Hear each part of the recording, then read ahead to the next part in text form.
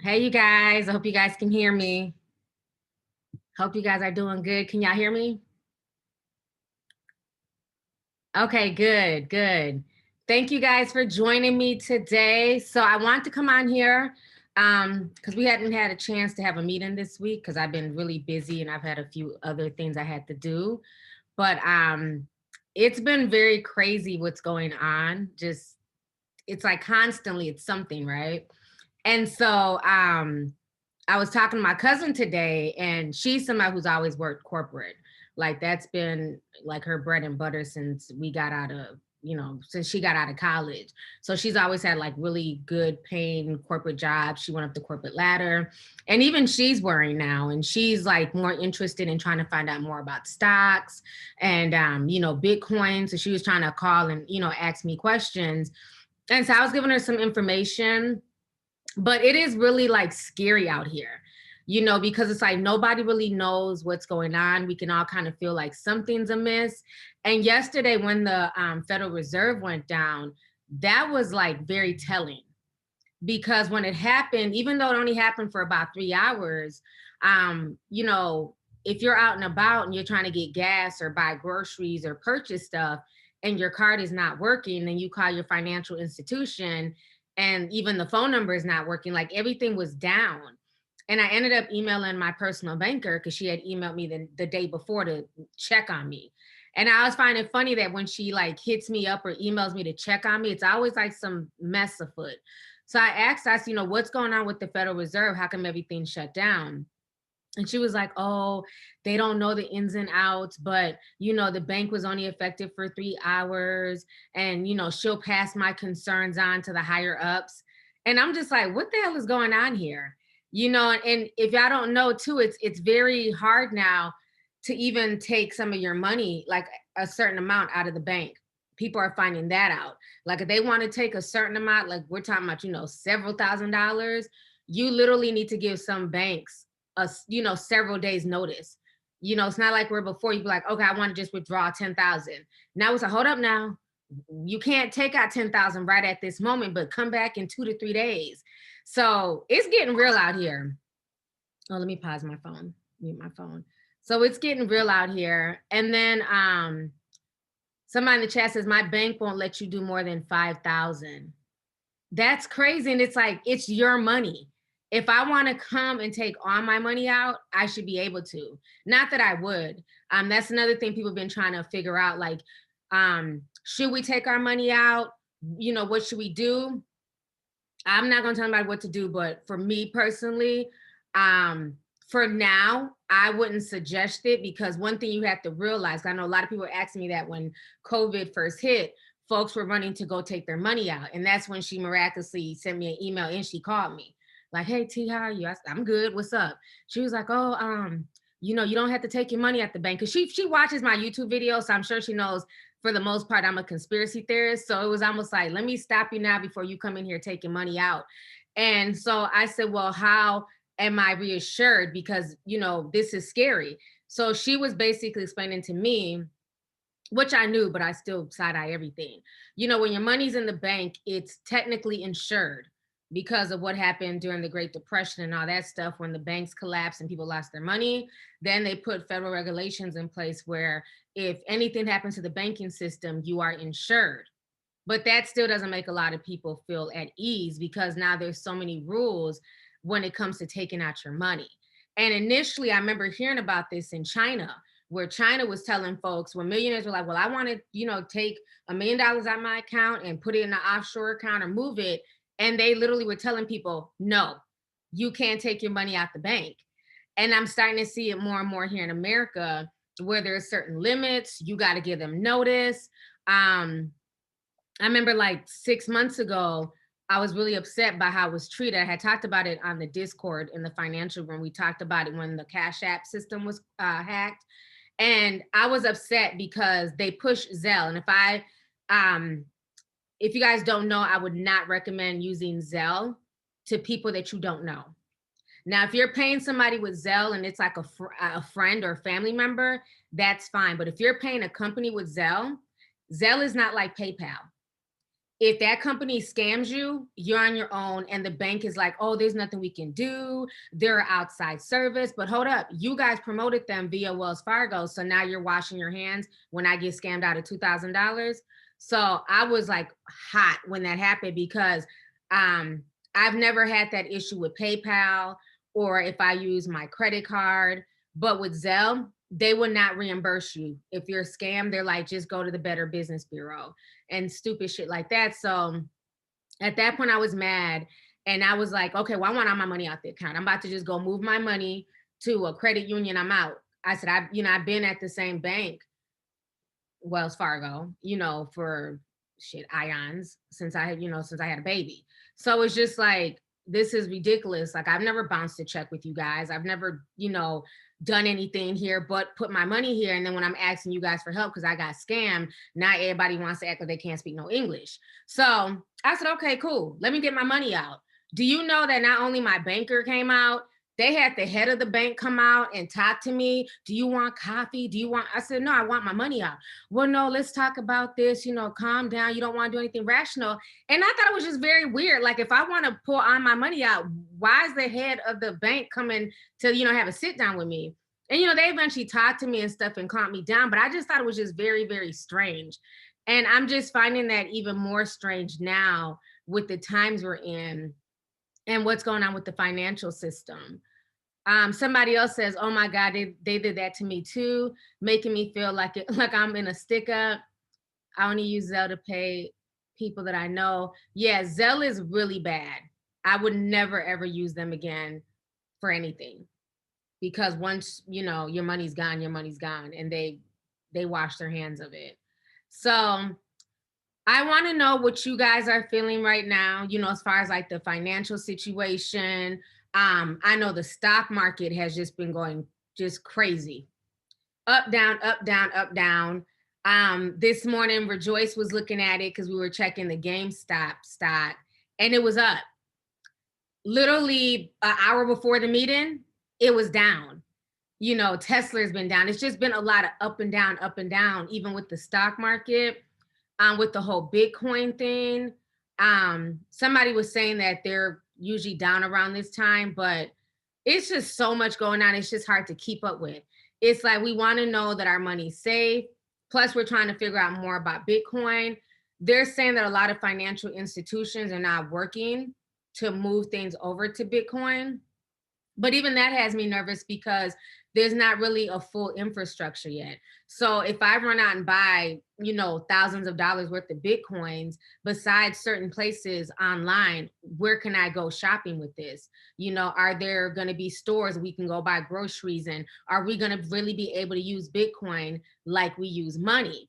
And that's what I'm like really trying to figure out because it sounds good on the internet, but in reality, can I use it? Like if I'm paying for this, where can I use it outside of certain sites?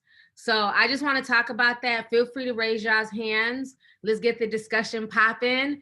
Let me go ahead and start with Pink Nail Polish. Pink Nail Polish, go ahead and unmute your microphone, please. Hey, Auntie. Oh. Hey, love, how are you? Miriam, did you want to speak? I'm sorry.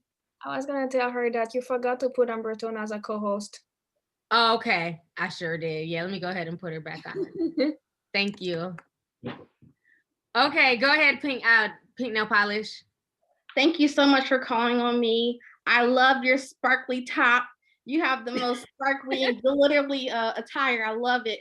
Thank you so much.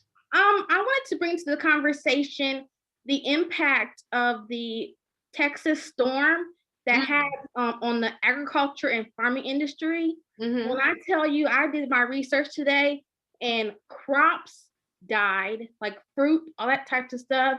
Livestock was even frostbitten. I mean, like it was so sad. Millions of dollars were just down the drain. And in my heart, my tin hat is tingling.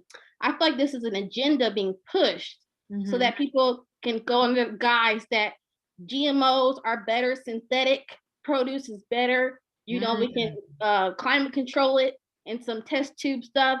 And T, it just doesn't sound right. It's like an agenda being pushed.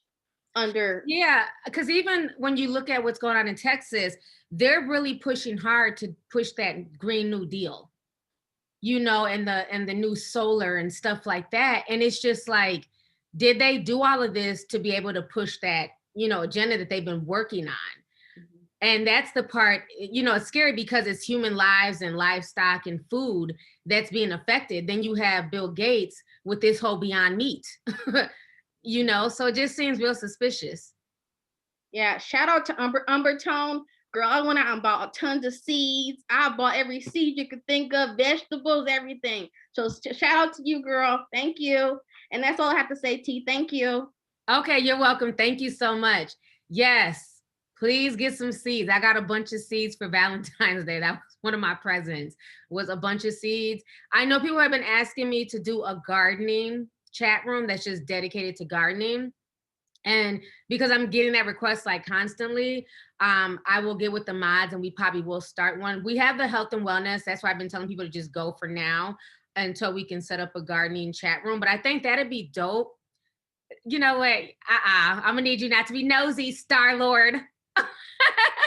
But I think that'd be dope if we do a gardening chat room and people can post, like, once the season hits, once it starts getting warm and we start planting our seeds and encouraging each other and teaching each other, how to plant and grow crops, and then taking pictures, with the progress of when it first starts till the end of summer when we're able to pick our harvest, whatever you want to garden, that's your business, peas or, broccoli or whatever. But I think that'd be cool. If y'all are interested in doing that, we can definitely set up some type of gardening chat room. Cause I know a lot of us, are really good with plants and love plants. Like my living room at this point is turned into a little greenhouse. I have so many plants up there, but plants are good for you. And especially if you deal with like asthma or, lung issues, these are like the perfect plants. Like my house doesn't even smell like anything. Even when I cook, the smell doesn't linger because there's so many plants in the house. So I think that'd be a good thing. So thank you for bringing that up, Pink Nail Polish. Let me go ahead and bring on, oh God. I know her name is Marcia. So let me go. I just hate that.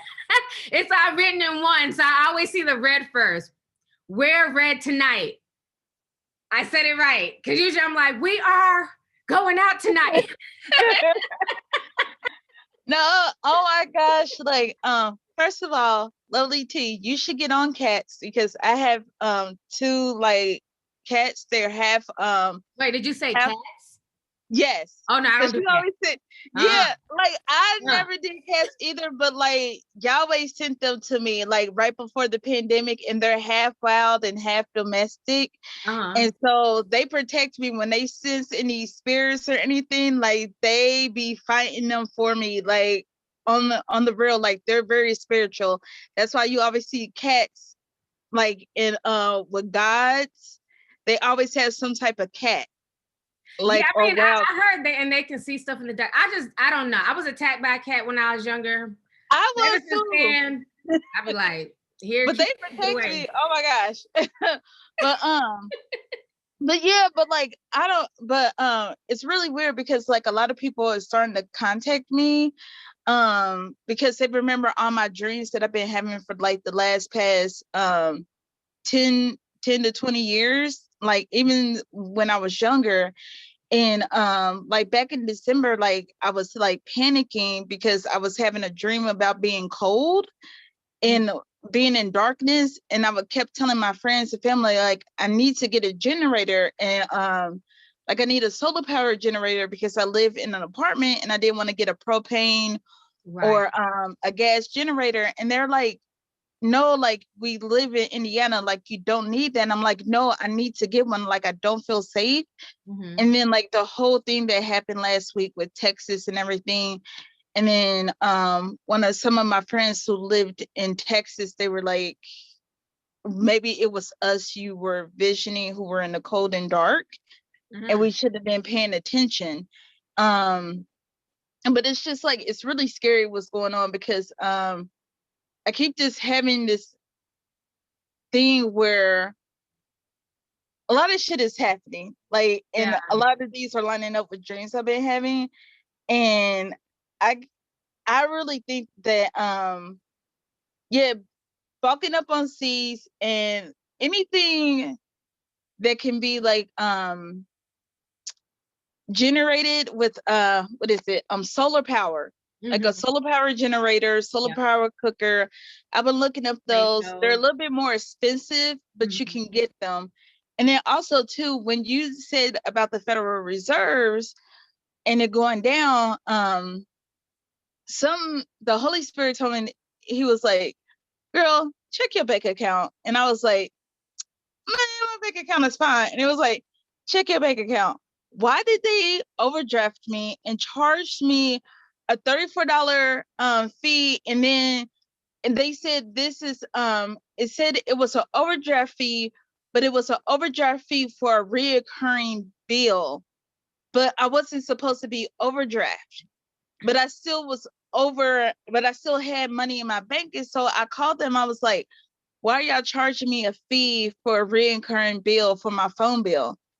And so I'm thinking, like, are they trying to get money from people because the banks don't have money and they're trying to overdraft people because they're not getting the fees, because a lot more people are being more tight with their money. So you normally back then, people were overdrafting and not really paying attention to their money. And so now they're just trying to find ways to like get people to be broke or try to overdraft people. So it really ticked me off, because I told them, I was like, my cash flow. You were supposed to send me a warning, and you're supposed to send me an email notice, because I have overdraft protection. And the fact that you did none of those things and you overdraft me without a pending lets me know that you did this on purpose. And so they had to give me my money back, because I was just like, yeah. And they did it the same day as the Federal Reserves went down. So it ticked me off, because when you sent that, and I was just like, the Holy Spirit straight up was like, check your bank account. And I told everyone, I was like, check your bank account, because they Chase acts funny anyway. And so I was just telling everybody to check that. And it happened to a couple of friends too. And it wasn't a normal overdraft fee. It was just saying overdraft for a reoccurring bill. Yeah, it seems like money is tight everywhere. I don't know if you guys know this, but there's a notification sent out from Twitter that Twitter is now trying to monetize certain people on Twitter, and you can pay extra money to see their special tweets, and they can tweet you personally. I mean, that's how you know something is going on.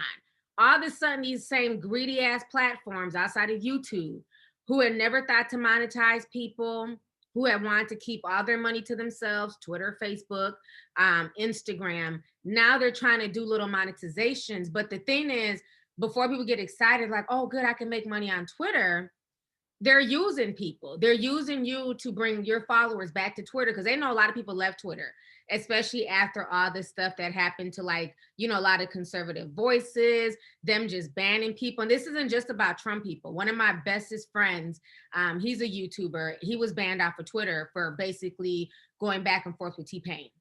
They completely banned him off of Twitter, and so it's like they're getting desperate now, because they know people are leaving these platforms. People have bigger issues to deal with and worry about.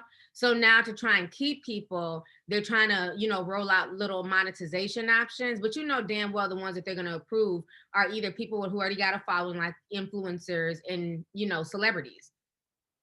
You get what I'm saying? Because you're going to be bringing your followers. So it's like they want a cut of that now, because I think a lot of the ad dollars are really, really shriveling up.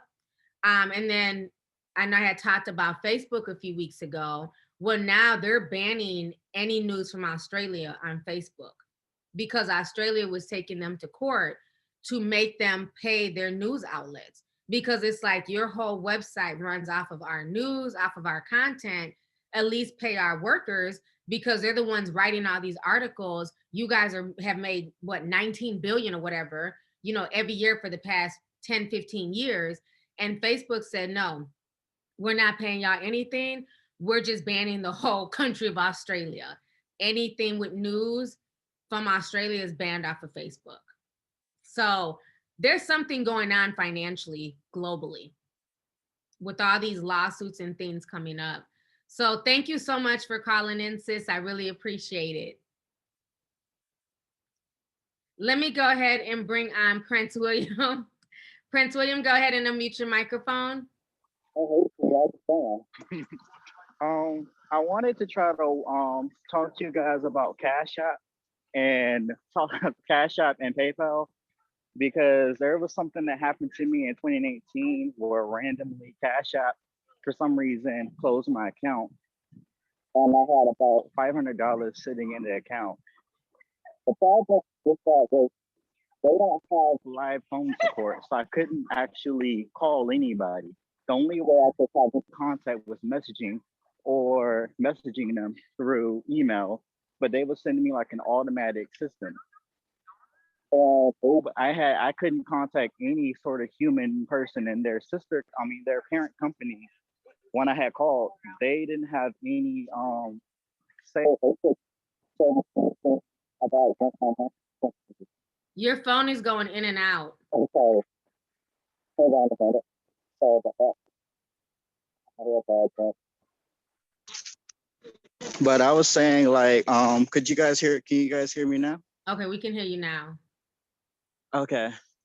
So like I couldn't get an actual human or a person to speak to me through their system. And it took about 5 months for me in order for my money to transfer. I couldn't transfer or I couldn't transfer out any of my money or anything, which was difficult.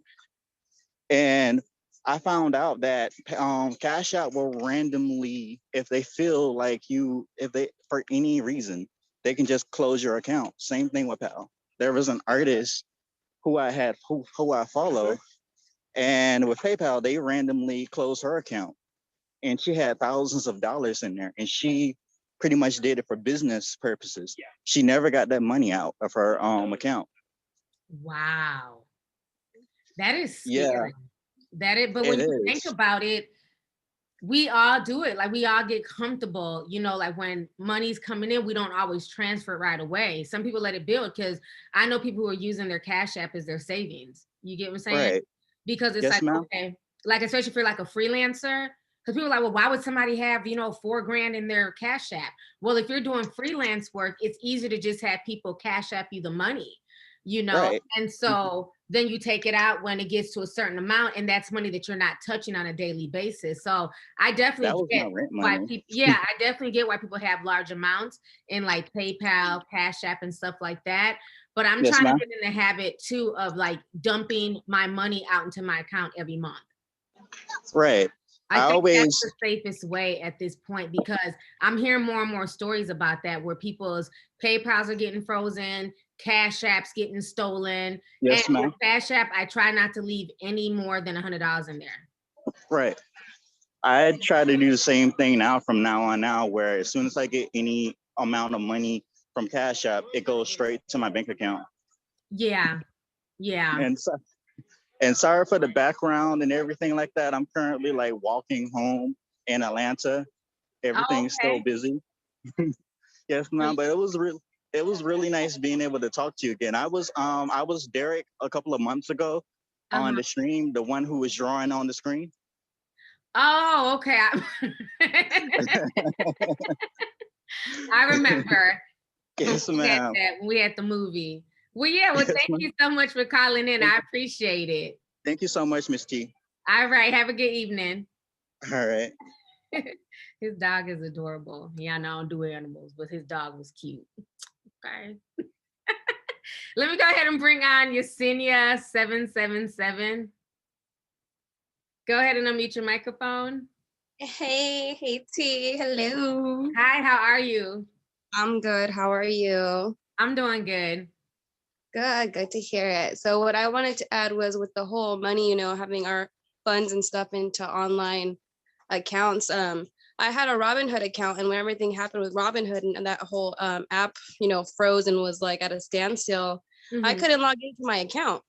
So I couldn't get to my money. I couldn't see what was going on with my money for like at least a couple days. So I was thinking, maybe it's my internet because I'm on an island. Maybe it's just my server. But no, a couple other people that have Robinhood, like their accounts were like, they couldn't get into them. Mhm. So we were obviously like freaking out because I only had like a few hundred, but I have like friends that have like literally thousands like in there just sitting there like wondering what's wrong. It's like a savings account. Yeah, that's what most people use these apps for, you know, Right. and yeah, everybody from PayPal to, like you said, Robinhood, because it's money that you're not touching on a daily basis, Right. so We're trying to definitely invest. understandable. Right. Right. So we're trying to rack it up. So like for me, if a couple hundred meant like, I was already freaking out. Imagine my friends who had thousands and they're literally like, this is my livelihood. Like, this is what I do. Like, this is my job every day. And like, I need to take this much money and transfer it over here, but I can't because it's blocked. It's locked. Like there's no way to get in or out. So ever since then, I don't have a Robinhood account no more. I don't know what I'm gonna do right now. Mhm. I'm Now, did they pass? I was hearing that they're doing something to Robinhood in general. Are they going to be facing any consequences for what happened during the whole Wall Street bets? I've been looking into Reddit and everything, and they're saying that they're trying to file lawsuits towards them, trying to look into like what happened and what was the reason, because we still haven't gotten a clear reason as to why the site was down, besides the fact that there was like an overload crash. But that's just bullshit. Right. Like they're just trying to tell us stuff to get us away from the fact that no, you guys really try to lock us out of our money. Like you're just trying to take money from all these people. Yeah, it's getting really scary with the whole digital thing because it's just like, we depend so much on technology.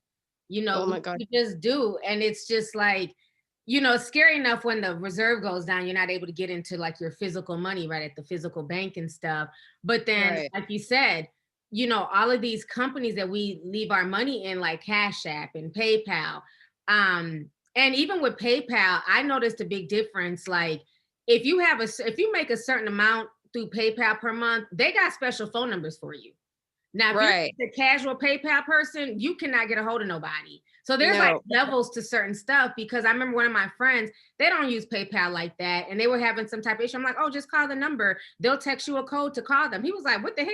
I said, they text a special code. He'd never heard of it. He said every time he goes to look, there is not even anything. You have to email somebody and, wait for them to reply. So, and I think they do that to kind of weed out, getting calls from everyone. But when it's people's money, I don't think it should matter if it's $100 or $10,000. That is important to somebody and that's their money. So yeah, I think, the ones where you cannot get a hold of customer service and they just have janky apps where they can just lock you out, I would like definitely empty out those accounts more frequently, just in case. Yeah, no, I see like there's every app has ads on there asking for money. Like everybody's asking for money left to right, as if these bills ain't asking enough out of me. Like I'm just like, I even put in the Discord that Google Pay is now gonna change up soon too. So I'm just like, I use that for like, if I have an app on my phone or I use you post that. So what are they trying to change? Because I didn't get a chance to read the whole notice. Apparently the whole app is changing. The whole Google Pay system is changing. So like the old app, which is the one we currently have, is changing up. So unless you update it or get a phone with already the updated version, you will not be able to send, receive, or transfer or wire any money anywhere. And I'm just like, but that's like, I use that. So unless I update it to whatever new terms and services that they have, who knows what that is, I can't use Google Pay. So I'm gonna have to look into that. It's something going on with the financial institution. You can't all these changes, all these glitches. It's something definitely amiss. But thank you so much for calling in, Yesenia. I appreciate it. No problem, T. Have a good one. You too. Let me go ahead and bring on Miss Scully B. Miss Scully B, go ahead and unmute your microphone.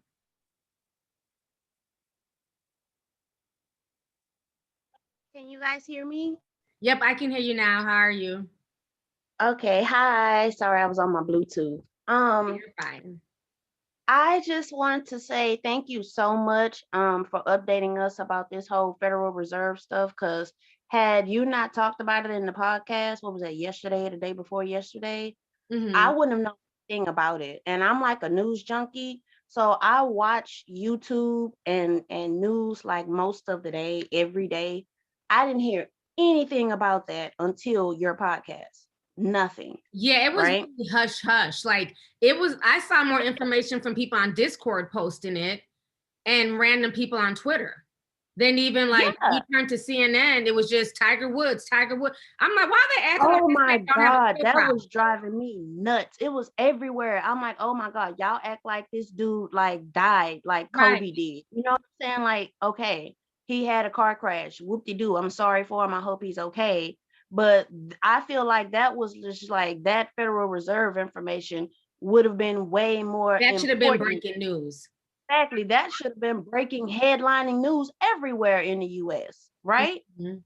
Okay, so then when that happened, you know, when you talked about that, I have been noticing because I have a Chime account. I actually have an account with Amity Bank of Texas, which is like which has been my bank, like my legitimate like brick and mortar bank for the past maybe 10 years now. Uh-huh. But recently, what was this last year, like right around tax time last year, I opened a Chime account. That has actually been one of the best decisions that I think I've made as far as an account, because my checks come like maybe even a week earlier than they should, right? Mhm. But also, you know how Cash App has that thing where like if you refer your friend and they download the app or whatever, you get $5, they get $5, right? Uh-huh. Chime used to be the same way. I don't know if anybody else on here has, but Chime used to be the same way, right? But lately, like for the past few months, I have been noticing that the reward for like referring your friends and stuff like that is even more. It keeps going up, up, and up. Like now it's up to $75. And Damn, I'm like, for a referral? damn. Exactly. I'm like, you guys are willing to pay $75 just for a referral? Like, Hmm. what the hell is going on? Like, seriously, what is Right. going on? Mm. So I've just been kind of confused myself because I'm not really into finances. Like, I get my checks, I save my money, I buy what I need to buy, you Mhm. know, I stock up, you know. Oh my God. Speaking of stocking up, And speaking, because I heard you say you was in Texas, so spill the tea. How y'all doing now? we are we're good now. Like my household is, you know, good. We have power, we have water and everything like that. Good. But I also wanted to thank you for you know, when you first started reporting about COVID, and you know, you guys need to start, you know, prepping and stocking up, even if it's just a little bit at a time. Mhm. That really, I feel like that really like played a vital part in how me and my family survived this winter storm, Mhm. because we were prepared. Like we might Amen. not have had as many like fresh groceries if I as I would have liked, but that was kind of a good thing with the power out so long. But we were good. Like I had already had like the little double burner stove with the Mhm. canisters, whatever. I had one of those like camp stoves. So it's like three ways we could cook the food on, you know, on the stove, like hot food or whatever, right? Mhm. Also had plenty of solar powered light sources, you See? know, plenty of candles, those like 9-hour candles you can get from Amazon, Mhm. plenty of those, you know what I mean? The only thing that kind of messed us up was our generator. And we tested the generator last summer to make sure it was okay. And it was fine then. But then like when this storm hit, I don't know what happened. It had gas, it was working, but it wasn't powering anything. That was the only thing. So we were without lights for about like 3 or 4 days, Mhm. right? But it was okay. And Right. it was to the point where me and my mom were kind of getting annoyed because, like you, anybody that knows me, I have been telling them since last year for almost a year now, Yep. hey, I don't know what's coming, but you need to be prepared. Yep. Stock up, even if it's a little bit at a time, get you some canned goods, Mhm. start planting your own food. Even when you started talking about the seeds, and you know, I started researching and finding out that they had stopped selling the seeds in stores, Yeah. you know, and they were hiding the seeds that they did have in stores because they didn't want to sell them, right? Mhm. That caught my attention. Like, what are you guys doing with the seeds? Right. And now here we are, fast forward like a year later, and you have all of these agriculture problems because of this storm or whatever else, the locusts or whatever. Everything ties together.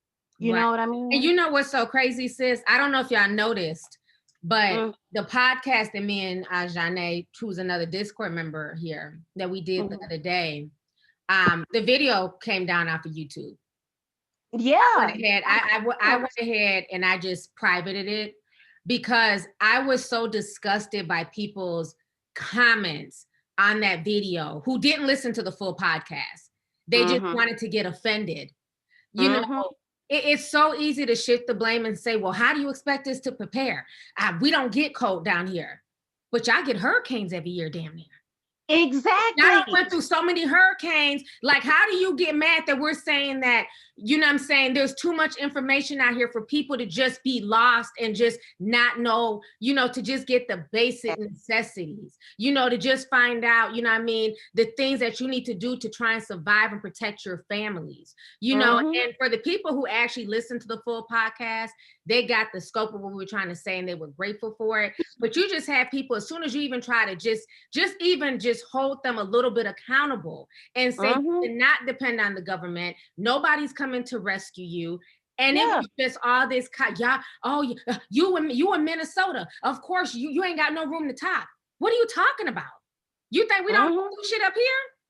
We had a Exactly. whole riot, you know what I'm saying, and stuff we had to deal with all summer. We deal with the Mhm. cold all the time. It doesn't matter where you live. Just like when I was telling people in Cali, don't sit there and laugh at the folks in Texas. Don't y'all have forest fires every year?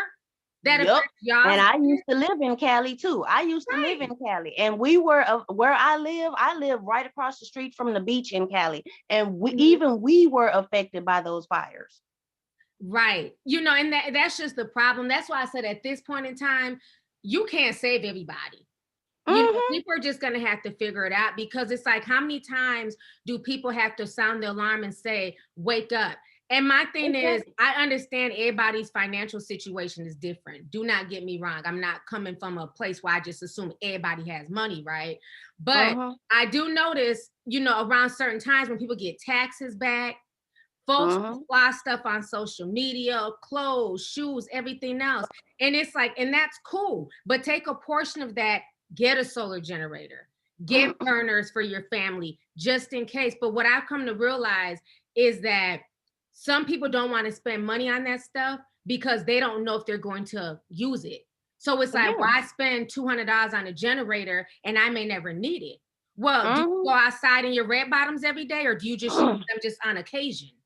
Exactly. They're Ooh, not that's ready for that a good conversation. analogy. But you know what? Let me tell you something else too. Like you say, how many times does it take for you to tell somebody to wake up or for them to get it? Let me tell you something. My wake up call came during Harvey because I was here for Harvey too. I had only been back in Texas for like maybe 6 months to a year because I came back in 2016. Okay. So then Harvey hit, right? And at the time, I was sick because I have sickle cell. I was sick. My mom was sick, and it was just me, her, and my disabled brother who was epileptic, and he was like wheelchair bound, right? And he also had, you know, medical equipment that needed to have, you know, electricity and stuff like that for, right? Right. Okay, so when Harvey hit, everybody that was trying to get to us couldn't get to us because of where we are or whatever, right? Now I will say our house did not flood badly as some other people. Like everybody around us got totally flooded out, but our house, the way it sits on our street, it's like kind of elevated, so the water usually just comes up right to our doorstep, right? So we don't even usually flood. But I was scared out of my mind, T. I was so afraid. I was literally afraid for my life. You know what I mean? Because it was so much. And then on top of that, I'm sick. I don't really have any medicine. There's no way to get to a hospital. And I'm trying to get us rescued. So me and my mom, we're like trying to get us rescued or whatever. And we could hear, because we were listening like on our phones or whatever, but we were listening to the dispatcher's channel. not the channel where, you know, the calls would come out saying, hey, we need help. This was the channel that the actual dispatchers and everyone that was going to rescue people was using. And we could hear them every time we would call and talk to somebody, and they're like, yeah, we're gonna get somebody out to you guys. We're gonna try and get to you. You know, you're on our list, you're on our list. Okay. But then not even a minute after we get through talking to whoever that is, we hear on this dispatcher channel, yeah, we're not going to be able to get to them. Don't even worry about trying to get to them, Oh because my they have God. someone, they have a sick child in a wheelchair that we just don't have the equipment to deal with right now. So we're not going to be able to get to them. So y'all heard all of that, the private conversation. We heard all of it, T. All of it, every time. That was my wake-up call. Nobody's fucking coming to rescue you. Right. Nobody will always be there to rescue you. So you have to be prepared. So that's when I started going, you know what? I would never, ever find myself in this position again.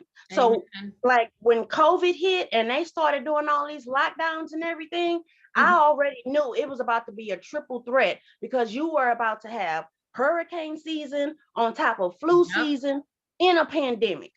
So I was like, you know what, Mom, we need to be prepared this year. We cannot afford to not be prepared. Oh, another thing, how now after the storm, they're talking about, oh, the government will help you with the rent. And, you know, if your house is messed up, okay, that's true. But do you know how long it took the government to fix our house, to redo, like, fix our house or whatever after Harvey T? How long did it take? We had literally just moved back into our house at the end of October. We spent the whole month of last October in an extended stay room. Me, my mom, and my wheelchair-bound sick brother in one extended stay room for almost a whole month, while they just got started doing our house from when it was damaged in Harvey.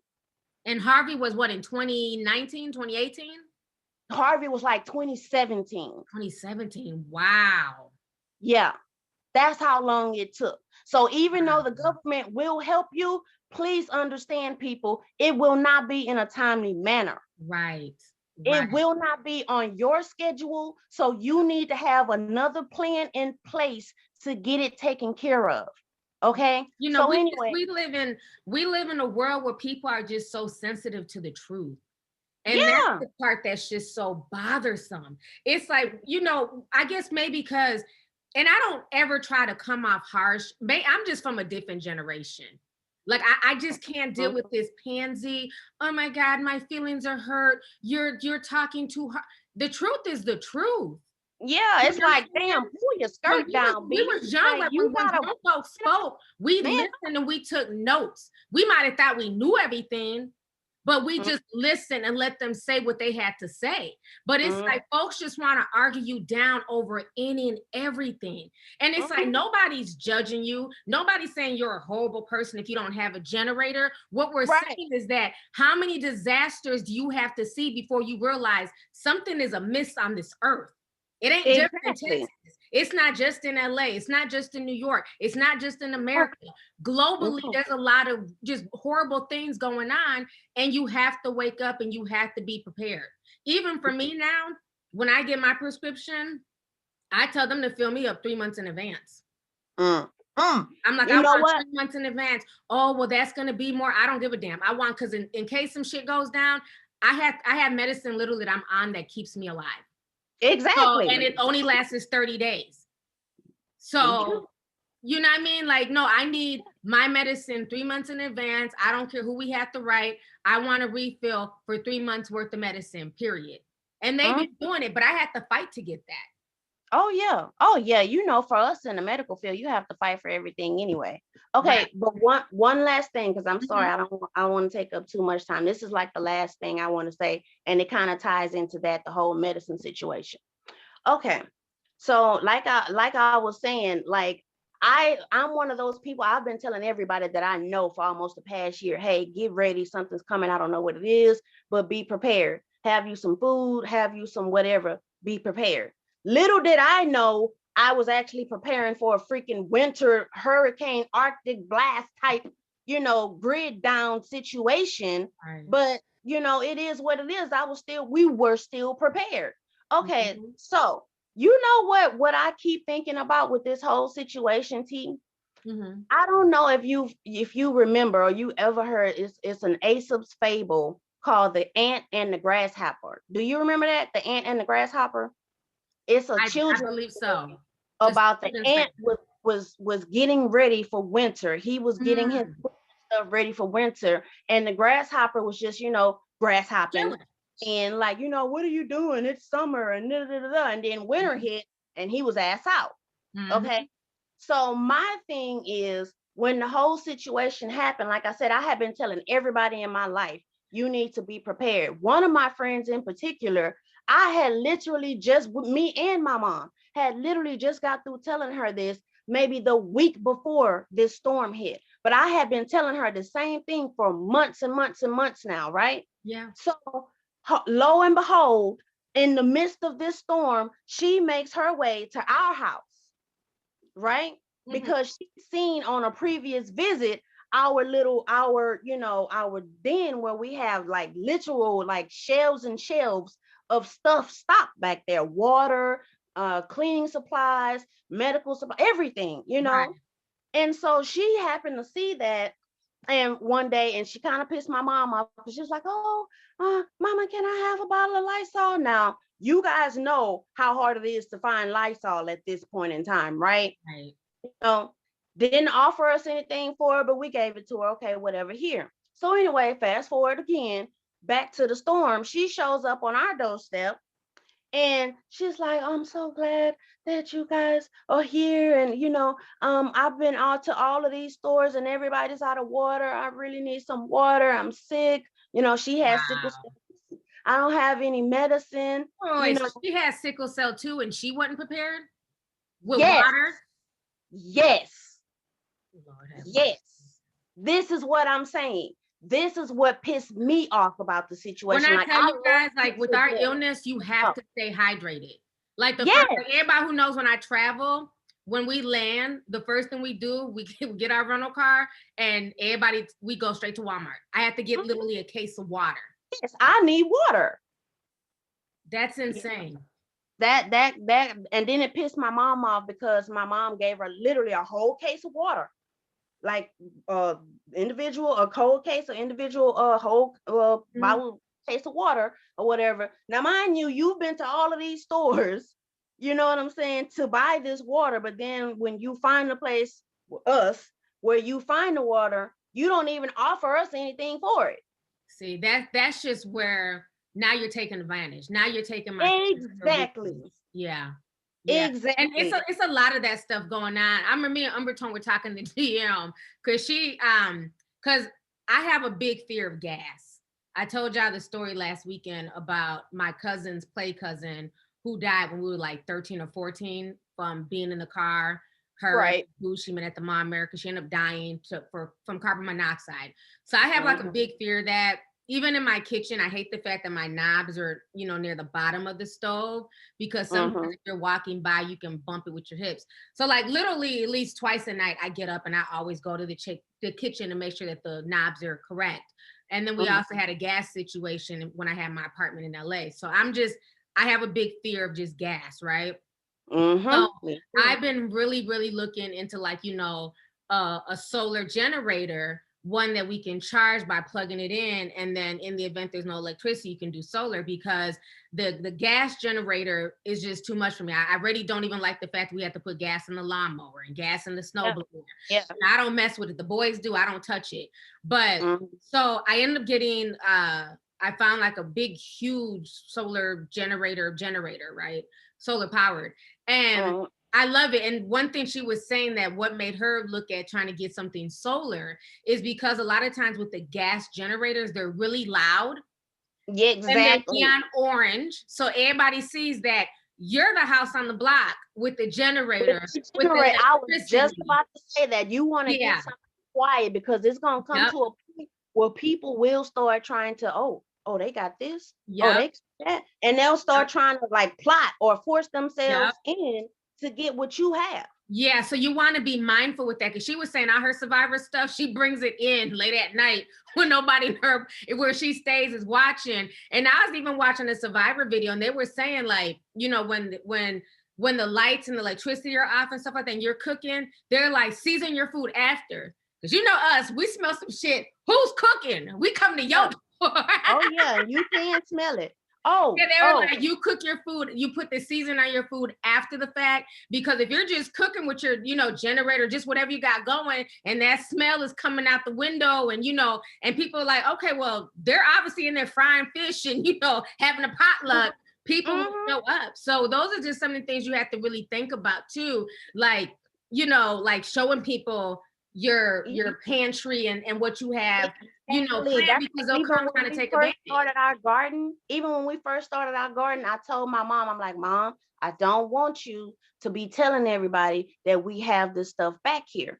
I know you proud, you know, I'm proud too, because we used to then have a green thumb between the both of us, okay? And now we have like a whole legit garden with stuff actually growing. It's nice. And it's like, yeah, you want to show your stuff off, but you really do have to be mindful of who you're showing, and can you actually trust them when the time comes and shit hits the fan. Yeah, because what she did was bogus. That was definitely foul. But let me tell you about another bogus thing, right? Okay, I'm sorry, I have so many stories, but one more story about this storm. One last story. So another thing, you guys, whatever energy that you put out with people, be prepared to get that back, because you want to have good karma when it comes to situations like this. And I'll tell you a prime example of what I mean by that. Our next door neighbor, she was really there for us when we were living in that hotel for the whole month of October. She really was. Like, basically all our packages and stuff were having to come to her house, everything. She was really helpful. Will not take that away from her. But this winter storm, child, I don't know what happened. Like, what happened? She tells my mom that her son has a brand new generator. Mind you, I told you our generator wasn't working properly. Her son, she said, had a whole brand new generator that was still in the box, and they weren't using it. She wasn't using it. Her son wasn't using it. So I'm looking at my mom like, okay, well, if she said they got a generator they're not using, like, okay, can we get it? Like, what is the problem? Did you ask her? And she was like, no, Sean, you don't understand. She told me about it, but she didn't offer to let us use it. So I was like, oh, okay. You know, and so she actually talked to her about it again, and she kind of asked her, you know, well, you say, you know, y'all not using it, you know, is it okay if we get it or whatever? Because her son keeps in touch with me. Like, we don't talk every day, but he checks in on us too. So it would have been nothing for me to just send him a DM and be like, hey, can we get that generator that your mom said you have? Okay. But when my mom asked her about it again, she was like, oh, you know, that thing, you can only use that 20 feet away from the house. And okay, well, you know, it's still in the box. It's brand new. Okay. So clearly you just don't want to let us use it. And on top of the fact that my mom had a conversation after, you know, the whole water thing happened, and one of our pipes busted in the kitchen, and we had to turn our water off. And so they both, like, the next door neighbor, she had more pipes burst in her house, so she had even more water problems. So they both were like, hey, you know, I'm having problems finding a plumber, but if I find one, I'll send them your way. Okay, cool. That was the agreement. So why is it the same day that we, you know, this just so happened, the same day that we asked about the generator or whatever, my mom was telling me it's a plumber truck in front of her house. But she ain't told us nothing about no plumber, according to the agreement. You know what I'm saying? So then on top of that, she told my mom about a conversation that she had with the son that had the generator, because she was telling him about how she had so many critters coming in her backyard now, all these possums and stuff like that. And I think they attracted to that stuff that, you know, that you know, y'all growing over there. And I'm thinking to myself, baby, your logic don't make sense, because if they were attracted to what was growing over here, they would be in our yard and not yours. We haven't seen a critter in our backyard yet. Just saying. So anyway, she also says to her son, because she was like, Yeah, I see now that, Rhonda and them were probably right to start growing their own food or whatever. Oh, actually, that was what her son told her. And he was like, you gonna try to start you a little garden now or whatever, mama? And she was like, no, no, Rhonda and them growing stuff over there. They growing stuff Oh, they over there. about to come eat with you. Girl, They about to bring plates and forks. Hey, neighbor. oh, my mama, I say, oh, she got like some bullshit all fucked up. The hell? Like, howdy, neighbor. Yeah. But you don't even want to be neighborly when we're Right. sitting here freezing with no lights and no power and shit. Like, we were good anyway, but it was just the point. You Right. could have helped us and you chose not to. Yeah. Understand that has repercussions when the next time you have a storm and you need something, baby, we ain't gonna forget that. Yeah. That's how it is, self-preservation. But thank Yeah. you so much, sis, for calling in. I appreciate you. And thank you for Thank letting you us know how you much guys for are doing letting down me there. Guys. All right.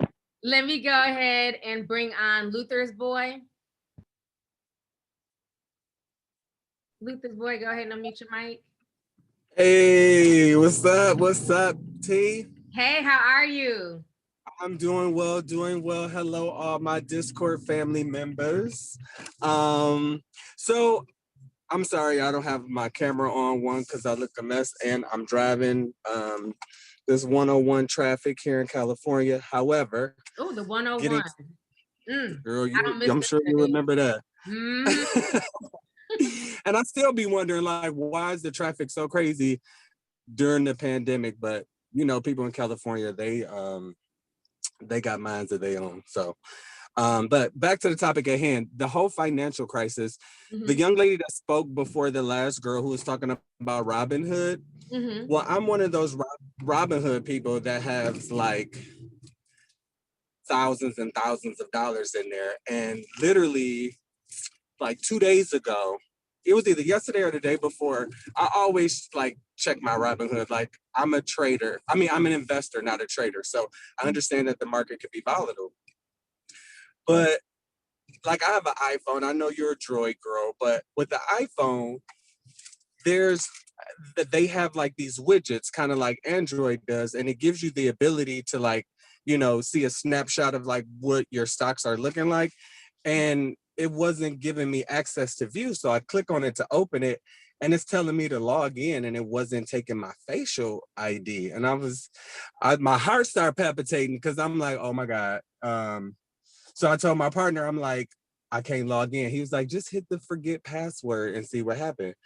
So I did, and I changed my password and I was able to log in. But I don't know, guys, like with this whole thing happening with the Federal Reserve, these cash app, these different cash apps and Robinhood, and like, I feel like they are creating this uncertainty in us and in people. That's kind of like why the stock market is just moving up and down so much, because people are getting scared, and a lot of people are pulling their money out. And then you got different things that are happening where you got your boy Elon Musk. He's like tweeting pictures and then people putting all their money into one thing. Yeah, what is he on? His Twitter's in a mess. Listen, honey, I don't know, but I've learned not to follow like the big trend, and I'm just trying to stay safe with what I have. But I don't like the fact that now I don't know if my funds are safe. You know what I'm saying? Because I literally put like the majority of my savings in stocks, for the purpose of it to grow, which it has been. But now it's like, just like how you were stating with the whole Federal Reserve thing, and they're not pushing it for like massive, well, they're not televising it, right? They're talking about other things. They're trying to change our focus on things that really don't matter, because they're really working on other things behind the scenes. And just like the same thing, like with Texas, when that was going down, they were still pushing the Gorilla Glue Girl situation. And I'm just trying to let everybody know, like, keep your like spiritual eyes open. Like, you know, it's more than what you can physically see, because they don't want us to know what the real agenda is. You know what I'm saying? Like, the whole point is to keep us, you know, in a place of uncertainty, fear, where we're making rational decisions. And at the end of the day, we're the ones that's going to be hurt by it. So I don't know. I'm just trying to stay prayerful and diligent, and, you know, sharing as much information that, you know, I may come across that I feel that can help everyone. And I appreciate, you know, you always doing that in anything that you share. Listen, honey, I was driving home today while I was listening to the other girl, and I'm like, that moon looked kind of big today. Like, I don't remember the winter moon. moon is coming. Listen, I think she's here because I took a picture of it while I was driving, and I'm like, I don't remember the moon being this large with the naked eye. So I don't know what that means. And then your boy Biden talking about dark winters, and oh Lord. Old man Joe got me nervous because he won't stop saying the shit. I never heard of dark winter until this man started running for presidency. You know, look, it reminds me of Game of Thrones, honey. I'm like, wasn't that a dark winter situation? Right, winters are coming. Listen, winter is here, and yeah, I don't know, but yeah, I just want everyone just be vigilant, keep your spiritual eyes open. You know, don't be so quick to, you know, just jump on certain things that you hear and see that's going on, but always follow peace, and you will know, because, you know, when you have peace, it comes from within. You know, you won't have anxiety, you will have no doubt, you'll have no questions, and every time I follow peace, I'm never disappointed. So I'll just leave you all with that, and God bless all of you. And I can't wait till you start traveling again, when everybody can start traveling. I'm not going to be in LA. I'm moving to Arizona next month, but you know, Arizona's beautiful. I had a good time down there in 2019. But yeah, I heard you talking about that in one of your podcasts. Yeah, for sure. Yeah. Anytime. Thank you. And good luck with your move. Thank you, darling. Bye, guys. See you on the Discord. Okay. All right. So let me go ahead and bring on Empress Nick. Empress Nick, if you want to go ahead and unmute your mic. Hey, how is everybody's doing? Hey, sis, I'm doing good. All right. Well, my thing is, I want to take it back a little bit, a little history. Back in 1787, when the settlers came, again, they had no money to cultivate the land. All they had was silver and gold. So they needed the silver and gold from the people. So they took that and made the legal tender that we're using, that we call money, a legal tender. So if anybody could pull out their paper money, you will see it, that it's a debt. In every paperwork, it states that you cannot pay a debt with a debt. At the end of the day, we are the money. Banks have no money. The little credit cards we're using, they don't have money. We are the money. They're using our money from the Federal Reserves, our money. So if we don't know how to access our money, and they do, this is what they're doing. Who's the author of confusion? So they're doing everything to confuse us, to get us misguided on the truth. So just a few weeks ago, remember they're saying, oh, they're short on coins. Why are they short on coins? Right. And not short on paper money. So I would say, if everybody can, keep their coins as much as possible. But I don't know what else to say. The only thing I could say is that for us to understand our truth, know who we are, so we could get what we need to get. Now, sis, didn't you find it weird that I want to say maybe around the middle of the whole COVID thing, like around May, is when they were announcing that they were not taking any more cash. It was weird here. And even I heard somebody too, my sister does taxes. Okay. She did not, I was just talking today, she did not even know what went on until I just told her, and I told her I was getting on the call today. So they are not telling anybody anything. I didn't know about it until you said it. So, but when they're saying they're not taking any cash, I think they're doing different trial runs and everything like that. But Yeah. again, that paper money holds no value. We're using it, but it holds no value. We are the money. So what do you think about the whole digital currency then? Or is it I still the believe- same concept where the money, or is this something different? Because that's where I'm very confused. I believe that's what it's leading to, Mhm. because look at what's going on. All these stores are shutting down. All this is going on. I believe they're leading us to solely depend on the internet, solely depend on Bitcoin and all of that, because my sister are telling me about different calls. There are a lot of people are getting into the Bitcoin. So I'm trying to keep my ears open on that. So, but I will say, I don't know, but I will say for everybody to kind of keep an eye on that or an ear on that, because at the end of the day, that paper money holds no value. So eventually they are going to do away with it. And I feel that that's what they're trying to do right now. Because what scares me is there's no rules and there's no rhyme or reason when it comes to the government. So right now, Bitcoin is a leading digital currency, right? They've been hyping this up for years now. But what's to say that these governments don't just come together and just be like, nah, we're not doing Bitcoin. Here's the new USA digital coin. Right. That's what we're gonna take. You know what I'm saying? Like there's always some type of sneak underlay. Because even there's the way that Elon Musk is tweeting, somebody said that in the chat, he's testing his power. He's creating like all these weird confusions and, hyping one thing up and then, downing something else. It's just really weird. Like nothing is making sense at all right now in the financial market. And I don't trust him either. He just came out with a little disc that you can put in the head. I forgot what it is. Neuralink. And right. Neuralink. And to me, those are different. That's mark of the beast. Having people look towards something other than God himself or herself. So if we're taking our eyes off of what we need to be focused on, that's where the confusion comes in.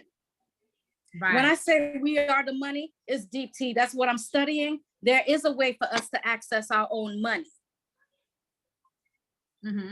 But it takes paperwork. Everything is hid in paperwork. The government, do you think they're going to tell you how to be free? No. How are all these so-called particular people rich and we're not? Certain people are struggling day to day. Just really ask yourself that. And I don't even say government. All these entities are corporations. It's not the government, they're corporation. Yeah. The United States, I'm being deep, y'all, but the United States, there are two governments.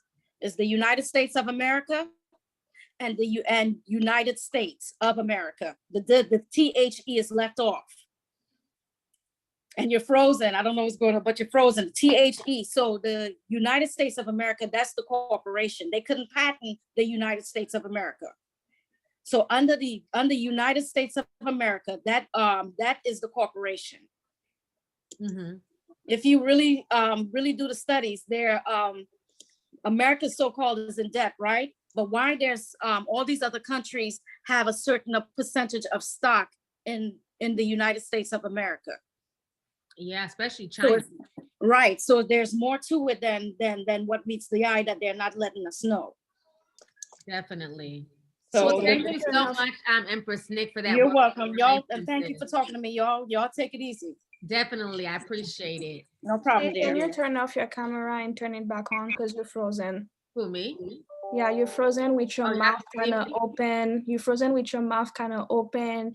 Your arm is your arm. Try it again. I couldn't even see myself on camera. Let's see if that works. Ooh, the whole Zoom is like clocking. Did I come back on? No. No, we see a dark screen, which is better than you with your mouth open, but we see a dark screen. I'll just put my little smiley face on there. I don't know what happened to my camera. And I don't want to unplug the thing. Well, no, I guess I could. It's not going to affect it. Hold up. Let's see. Let me plug it back in. Sorry about that, y'all. Let's see if that works. But somebody was saying this in the chat. They said, pay attention to the tangibles like crops, land, salt, and water. I think that's really important. And then even things like, okay, I'm back. Even things like gold and silver as well. That's where a lot of this stuff is going. That paper dollar They're trying to get rid of that. They're definitely trying to get rid of that. Let me go ahead and bring on Daniel 727. Daniel, go ahead and unmute your microphone. Hey, what's going on, everybody? Hope y'all doing good, even though the world is ending. No, I'm just playing. Hold on. But I just want to piggyback off the paper dollar situation. I remember probably about like a couple of months back, I got into it with my coworker about. I was just basically telling them like the paper dollar is losing its value, dude. Like it's not is in a couple of years, I would say. You know what I'm saying? This is going to be obsolete. He's like, nah, man, it ain't. I was telling him about digital currency and stuff like that. He was just shooting it down like people like that. It's like, it's hard to kind of fill them in on information if they're so just combative towards it or don't want to receive. Right. So, and then even what did I tell you how you handle that? Don't waste your energy. Yeah. You know what I'm saying? Like you're not gonna be able to save everybody. Leave it alone. In a minute, he'll come to you wanting to ask questions. Because like I said, a lot of my family, they're not into any of this stuff. But I had a 2-hour conversation with my cousin about stocks and Bitcoin and things that she's nervous about. She never talks about that. Usually it's MAC makeup and the latest this and that. Right. So when the time is ready, when people are ready and they want information, they'll come to you. But when you're like trying to beat it into them, then you just come off as annoying, you're judgmental, they get sensitive. That's why I've just kind of fallen back with the entire YouTube audience. I ain't got time. If y'all want to talk about bullshit, I can talk about bullshit all day. Real Housewives of Atlanta, here I come. You know what I mean? Like I can always talk about nonsense, but for the people who want something deeper, I'm going to say that for people like y'all. Because I'm not going to waste my energy to talk about certain things to have 95% of the audience not get it and want to be combative. You get what I'm saying? Yeah, absolutely. And I appreciate that too. Because every piece of news that you cover, I only hear it from you. Like, for you, the first one I hear it from. And I'm like, man, like my brother, I had to get his ass a couple of days ago because he ain't know nothing about the Arctic blast and none. I'm like, bro, don't you know Texas and they going through it out there? He was like, what? Mm-hmm. Hey, baby, turn on the news. They said Texas freezing. They freezing death out there. I'm like, this been going on for like 2 weeks. Right. But he was like, man, it's crazy, man. Bro, it's getting crazy. I'm like, yeah, it is getting crazy. And like, I'm trying to make sure my family's straight and up to par, like on information and stuff like that and making sure they good. But man, it's hard. And I tell you one thing, my auntie, when I tell you she's a straight hoarder, she is a hoarder. She need to be on that TV show. Like she got canned goods.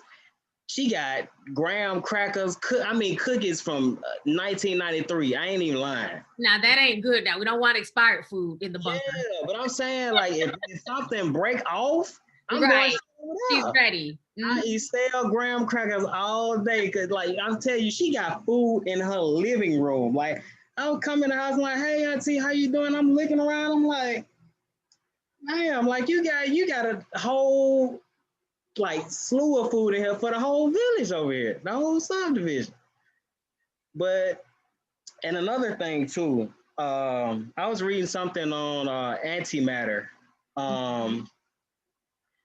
It was this dude on YouTube. I forgot what his name was. I think he's like, I don't know if he's a politician or whatnot, but he was explaining like how antimatter may be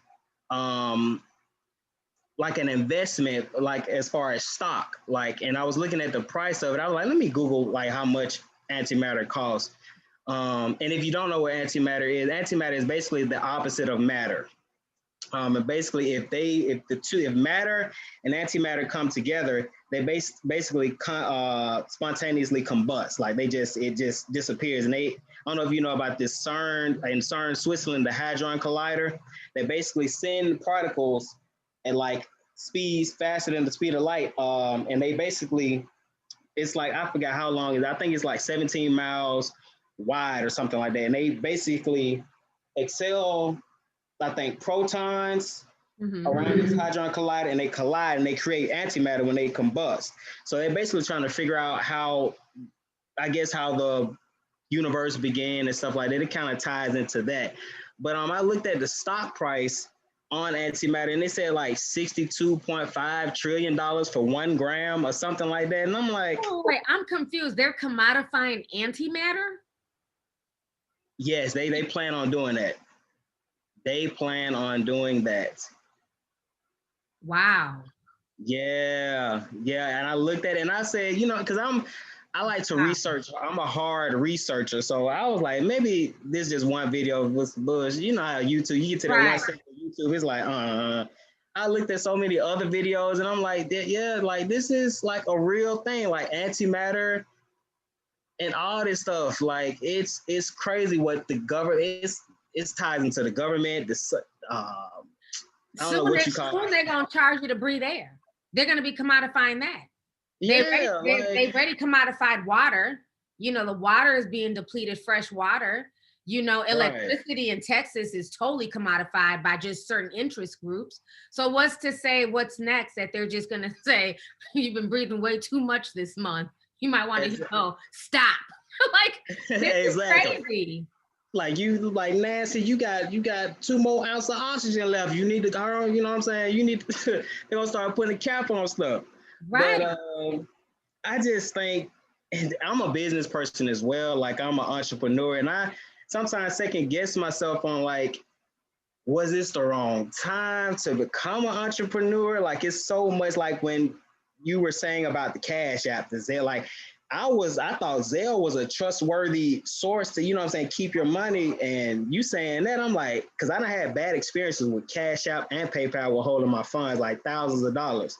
Mm-hmm. And also, man, I'm like, I worked hard for this money, man. I done grind it out. And PayPal was the worst. Cash App, I got it. They put like a week hold on my funds before I was able to transfer it. But PayPal was horrible. But when you said Zelle, I was like, oh, man.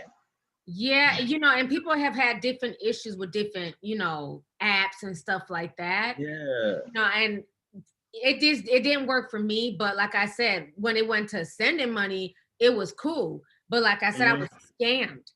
I had bought a product and I never received it.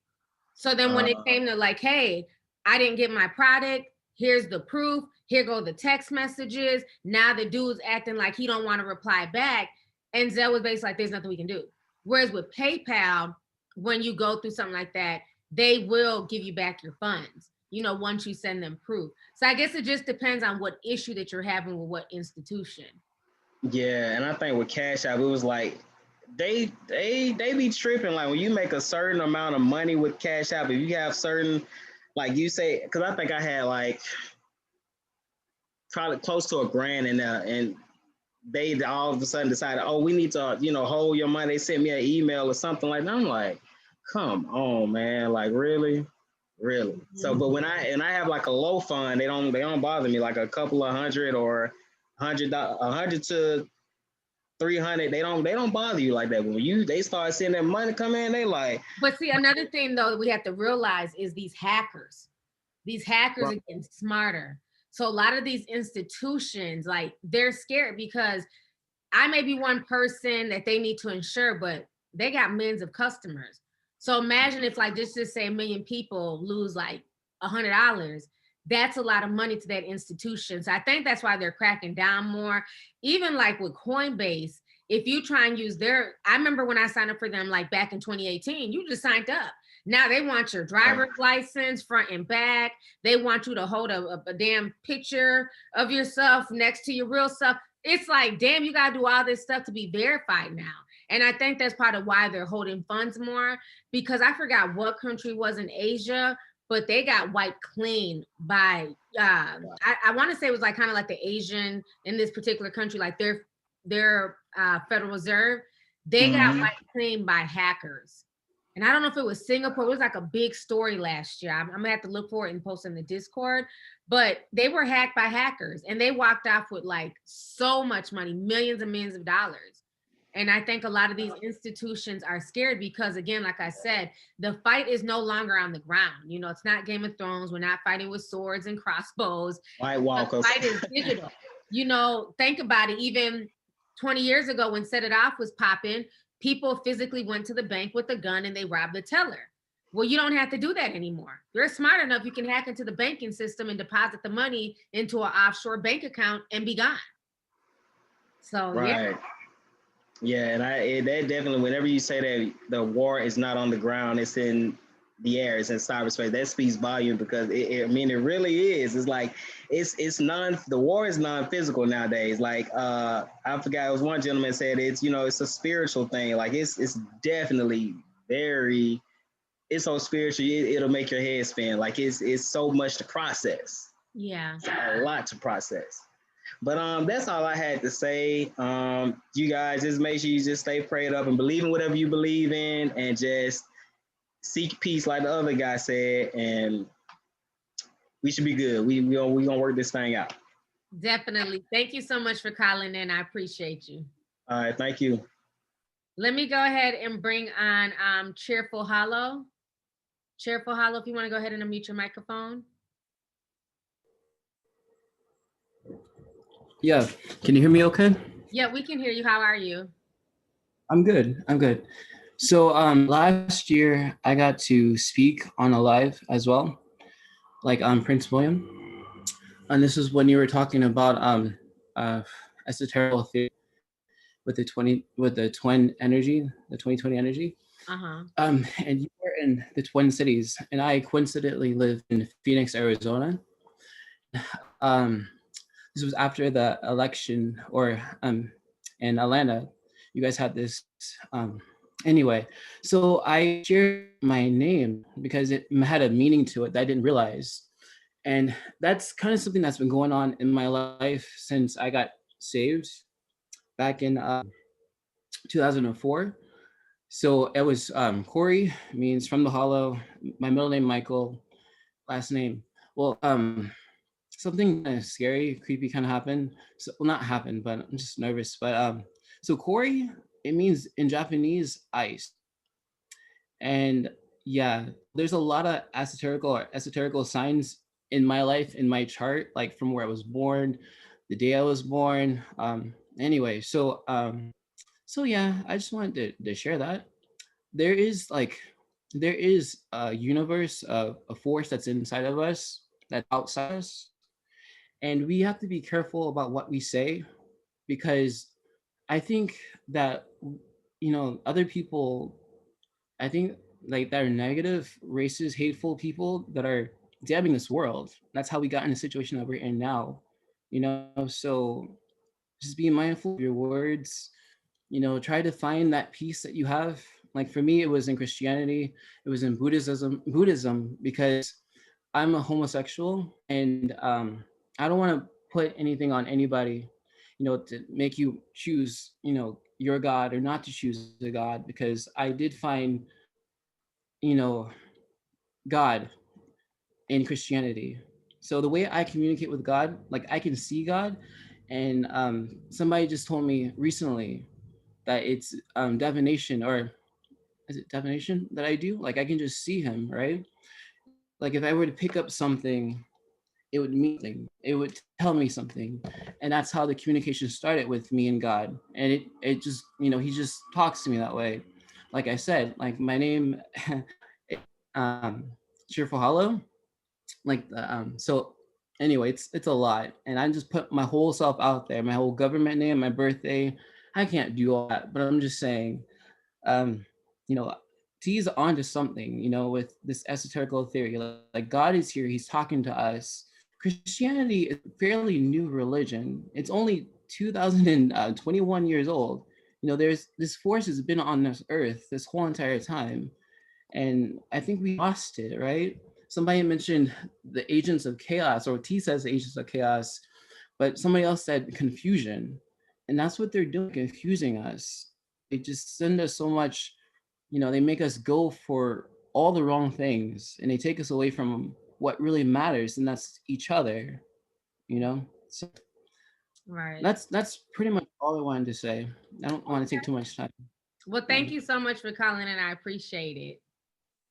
Yeah. All right, so let me go ahead and bring on, let's see here, Rejoice. Rejoice, go ahead and unmute your microphone. Hey, T. Hey, Rejoice. Okay, so what I want to say is I just want to talk a little bit about Bitcoin so that everyone who doesn't know about Bitcoin can understand. And so school us. yes, because I love watching videos that talk about the deep web and just like the criminal aspect of technology. So I'm into that. You're one of the Silk Road fans. Yes. I was here for the Silk Road, but I don't do the dark web, but I like the stories. But anyway, so Bitcoin can never become money like our like how we have like our debit cards and all that and cash. It can never become money like that. And the reason why is because Bitcoin transactions are way too slow. So Visa, I don't remember the exact amount of transactions that Visa has, but I'm gonna just think of a number, and that's just gonna be an example. But like, let's say Visa does 1 billion transactions in a day. Mm-hmm. Bitcoin transactions are like maybe 100,000 in a day, and so basically, Bitcoin is basically the digital version of gold. It can never and will never become actual money unless they can somehow make the transactions of Bitcoins up to the speed of what Visa transactions are. Okay. So I really do believe, like when you said, T, that they're going to make a different digital currency, I believe that's what's actually going to happen, because they cannot make Bitcoin the financial new currency. It's not going to happen. It may be the gold financial currency, digital currency, but it can never be our actual digital currency. And see, and that's what has me confused, because it's such a push for everyone to go to Bitcoin. Even yesterday, when we saw the Federal Reserve go black, everybody was so hyped on Twitter, like all the Bitcoin people, right? Oh, this is why you should have Bitcoin, because Bitcoin will never go off the, offline or go off the grid. But again, living in a realistic world, can I take my Bitcoin that I go buy and right now go buy cases of water or pay my electric bill? I know that they're trying to start implementing things where, they can pay for things in Bitcoin, but it's definitely not here. Do you know, or have you heard when that will be, or if that will ever be a possibility? Or is it just going to be where we're only spending Bitcoin online on certain websites for certain items?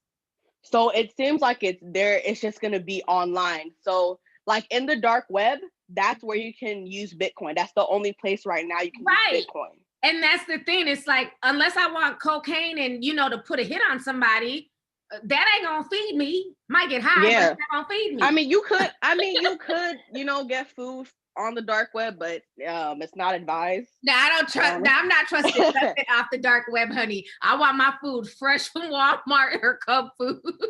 Yeah, so really, you're not going to be able to use Bitcoin, and the digital currency, it's only going to be online. So, I mean, you know how the Amazon stores, they have where you just put in your food in the carts, and then you basically pay for the food when you walk out. It just goes onto your Amazon, whatever payment method you have on Amazon, the online version.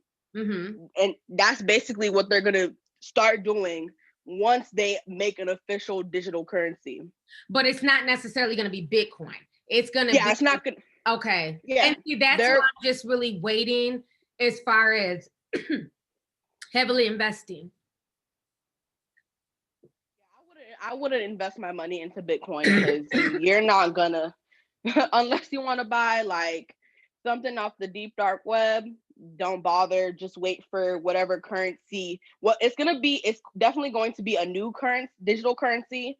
The digital currencies that we have now, none of them are going to be our actual currency, because they wouldn't make a digital currency out to the public yet.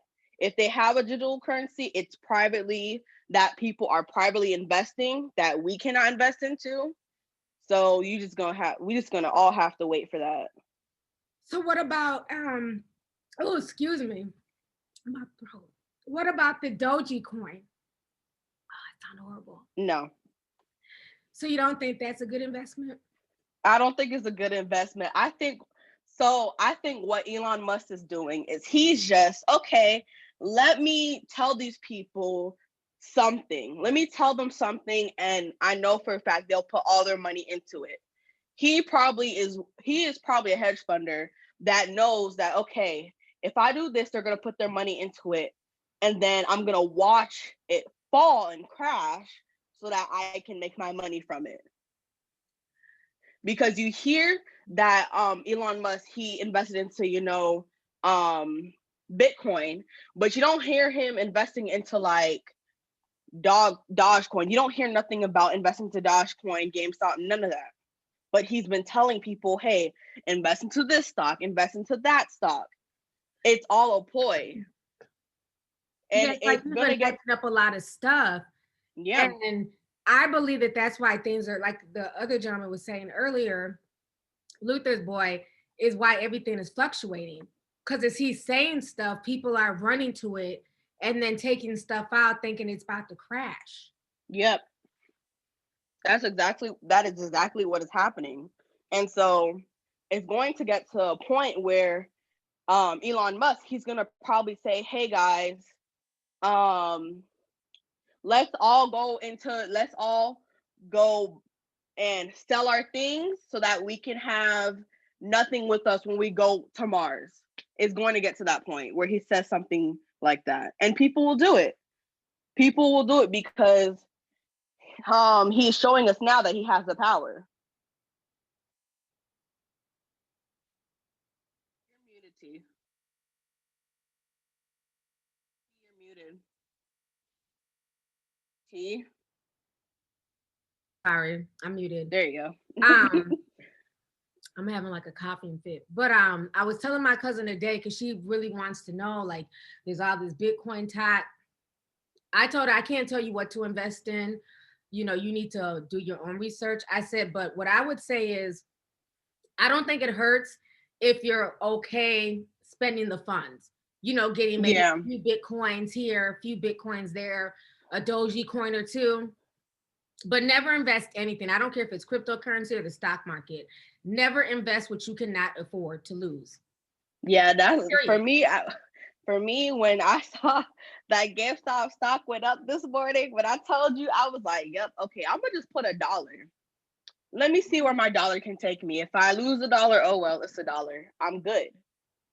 Right. But I'm not gonna try and put all my money into GameStop. Like, that's a bad idea. If you want to invest into a stock and you're not sure about it, just investing in $1 is fine, because you're not losing that much if you're not sure about that stock. Right. And also, one of the tips, like I told my cousin, invest in stuff that you actually use. Yeah. If it's something that you use all the time, why wouldn't you want that company to do good? Exactly. Like I invested into Zoom. I was like, Zoom, yeah, since I'm using you, we go and invest into you today. Right. Like just things like that. If I invested into Netflix, like 4 or 5 years ago, just because I was I'm watching that stock. Netflix. I'm like, let me wait. I'm gonna invest into it soon, but I'm like, let me watch you. Like that. Invest into things that you enjoy and that you like. If you're into makeup, invest into makeup brands, that you feel will be, on the rise. But the thing with stock, people, and that's what I kind of hate about this whole, because we already live in a microwave society, right? Then you have all these new, everybody's a day trader, everybody's a penny stock warrior, and they're hyping it up like, oh, if you invest 5,000 a day, in 6 months, you'll have 10,000. Well, not necessarily. That's not even how stocks are supposed to work. It's supposed to be investment over time. So, I mean, I've gone maybe 2 years straight without even ever looking at my stock portfolio, just because it was like, I got it, it's there, whatever, because you become obsessed with and you want to check it every single day. And then the second I'm that person. Then the second it drops, you're worried, and so that's like my put it in there, you let it go. I'm always checking my stocks, and I have most of my stocks are either leveled or I'm losing. I'm just like, oh my goodness, hurry up and go up one day, please. But it does get obsessive. Yeah, but I think there's definitely something coming down the pipeline. I think what they're going to do is basically steal Bitcoin's hype and, just all the hard work that they put into this whole cryptocurrency on the dark web. They're going to take that. And I think what they're trying to do, all of these governments, not just the American government, because we know China, they've been working on their digital currency all through 2019. And I think that's what it is now, is that the new financial system will be digital. And the problem with that, what scares me with the whole thing going just straight digital, is all the problems we've been talking about during this stream.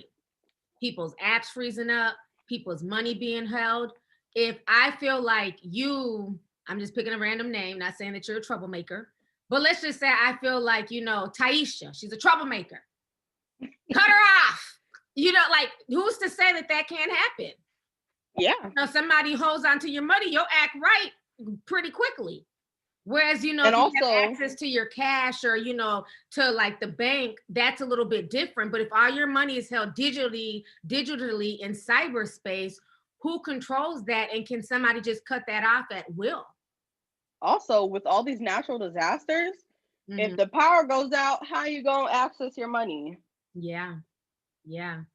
That's another thing too. We've been so conditioned to pull out a card, and now they're trying to condition you guys to just wave your hand and there's a chip in here that will pay for all your food, or, stick your forehead on the register and we can scan it, so it's just like we've been so conditioned now. But like, you're right, until the whole chip in the body comes to play, if the whole clouding system crashes or something doesn't work, how can you physically buy things in the market? Whereas with cash and gold, that's something tangible right there in your hand.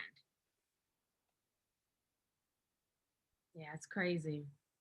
It is. And we just gonna have to watch, observe, and hope that it gets better.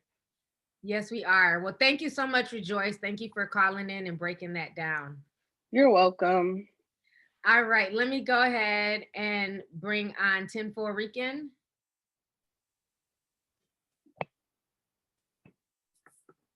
Hey guys.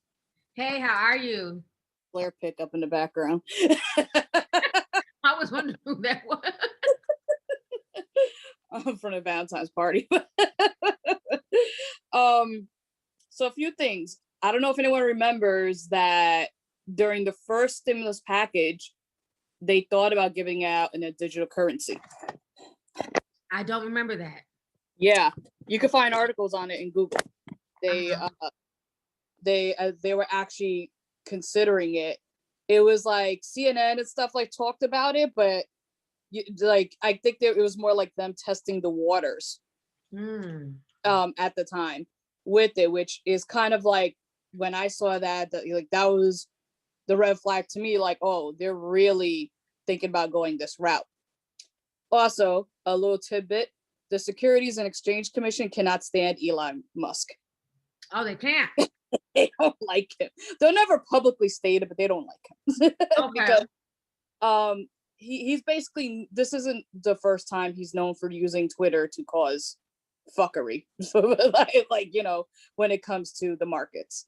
And in the Wall Street Bets Forum, he is known as Daddy Elon or Papa Elon. And you can find a whole bunch of posts where people are just like, oh, Elon did this, so we're gonna follow like him.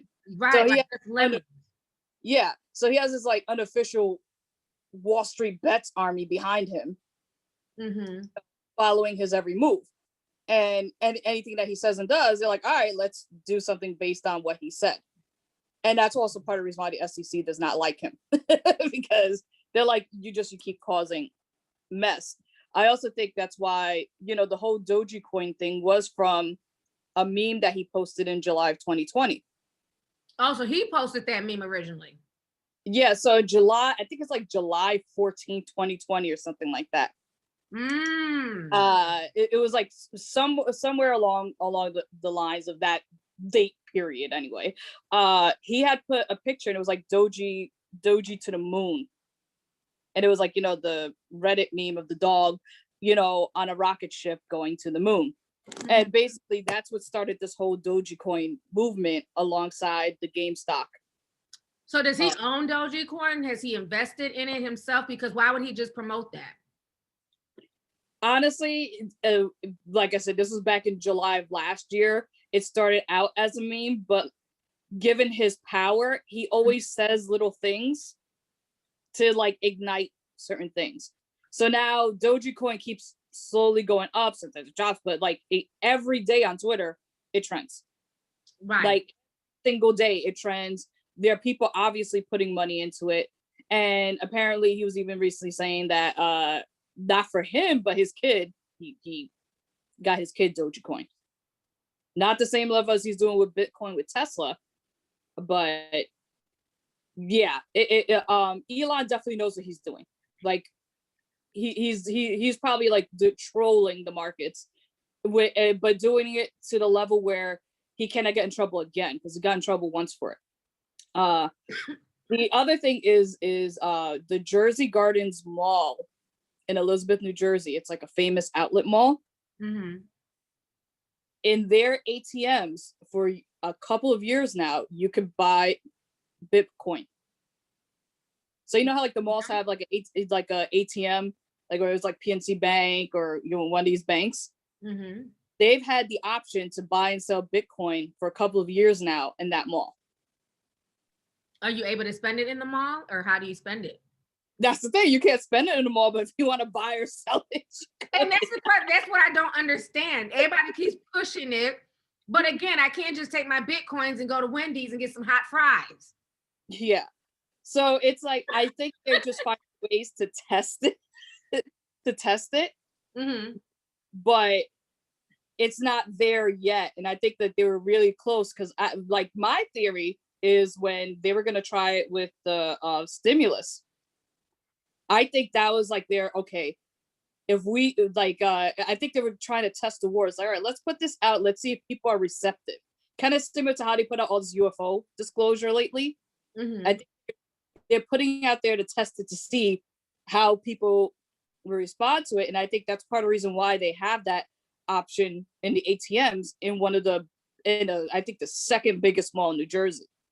Mm. So it's like a major mall that like people from different areas come to, like even celebrities have shopped there and everything.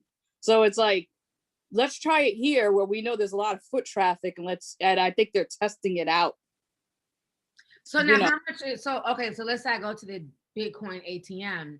How much is it to purchase? Is it 52,000 or is it $5? Probably at the time that I seen them, because it's like,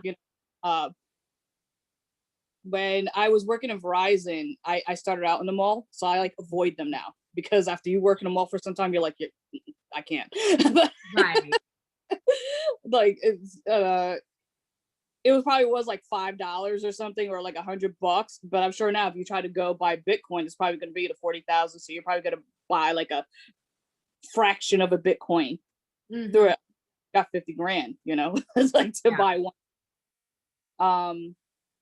But yeah, and the one final thing that people who want to know about CERN, look up the Higgs boson particle. It's also nicknamed the God particle. The God particle. It's basically what scientists have figured out is like almost like the creation of life particle. And that's part of what they're testing at CERN. Aside from making a miniaturized version of the Big Bang, mm-hmm. which they keep having to shut it off because the rumor is that portals keep opening up in random areas of the world every time they activate that machine. It's basically a particle that proves the existence of God. Mm. Like it's like they consider it like the particle, like almost like the, like there's like the tree of life. It's like that level. Like it's one of the most important findings that they've had for a long time, and that's part of what they're testing in CERN. But do you think though, and you come from a technical background as well, do you think that just technology is just going too far? Like, is it meant for us to find that God particle? I'm gonna put it like this. It's just kind of scary because it's like, okay, so they find the particle. So now what? Y'all are just going to create like a race of superhumans to, to be slaves and do whatever you guys want at your beck and call, like you're God now. It's just really scary when you think about the endless possibilities what they can do with this. I think in the end, it's like, it's similar to like anybody who owns a gun.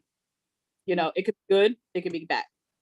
Right. Unfortunately, right now, especially with the whole net neutrality thing, which by the way, that Ajit Pai guy, unfortunately, he's used to work in Verizon as a attorney. So it's like, oh yeah, you're part of evil Big Red, bro. So when he took away net neutrality, I wasn't surprised. I think it's one of those if the wrong people are running it right now, and they're leading people to, I saw 5G, like I got to see some of the stuff that 5G can do, because like they would have it like, oh hey, here's lunchtime, come down, like this is some of our innovating stuff, and they had it for like emergencies, like how it could help EMTs and firefighters and all this other stuff. But on the other hand, like it was tested in the 2017 Super Bowl. A lot of people don't know that. A lot of people don't know that 5G was already running in the 2017 Super Bowl. And the reason why I know is because during one of the lunch and learn things that they had in headquarters, they had what they did was in one of the suites, they recorded the entire room, and it was like a virtual thing. So it's like you put on the headset, like with the Samsung phone and the thing on your head, and you were able to like walk down the stairs and like actually look out and look up and see like the lights and see the audience and everything from that Super Bowl. So it's like that technology is next level when they really get it 1,000% up and running. But it's also scary because it's like, okay, what about deep fakes? Like, okay, cool, you're giving someone the experience of being in a sweet seat at the Super Bowl, but what if someone decides to you're like, oh, we're gonna throw Guantanamo Bay instead in this virtual reality and mess with somebody? Right. That's my concern too, is with this technology, also with the AI is really what I'm most concerned about. Yeah. Like, and also I feel like if they do go digital, that's one of the easiest ways to cause another depression, because they can usually be like, oh, you can't get your money, everything's digital now you can't get food, now you can't get whatever. When I went through Hurricane Sandy, I couldn't get access to my accounts. Luckily I had some cash on me, but a lot of people didn't. Oh, that was down for at least 3 or 4 days. Oh wow. Yeah. So if you just couldn't use your debit card, there was nothing you could do. No ATM was working. When Hurricane Sandy happened, I got bronchitis. that day I got bronchitis. The next day I had to walk with my brother about 1.5 miles to the hospital that was open, because all the other hospitals' generators were shut down. There was only one Walgreens open in the entire county. It was bad. So it was like I got a taste of that, like what Texas is going through. I got a taste of that back in 2012. Also, I even still have like footage on my Facebook, like in Hoboken, like we were literally flooded. And when I know somebody had brought up earlier about the whole government taking its time, Hurricane Sandy happened in 2012. The transformers, a lot of them have yet to be replaced. Yeah. Like it's going to be 10 years later and transformers have yet to be replaced. They were supposed to redesign it so that way like it can handle like the flow of the Hudson River coming in and stuff, and that still hasn't been done. Like the amount of red tape is ridiculous.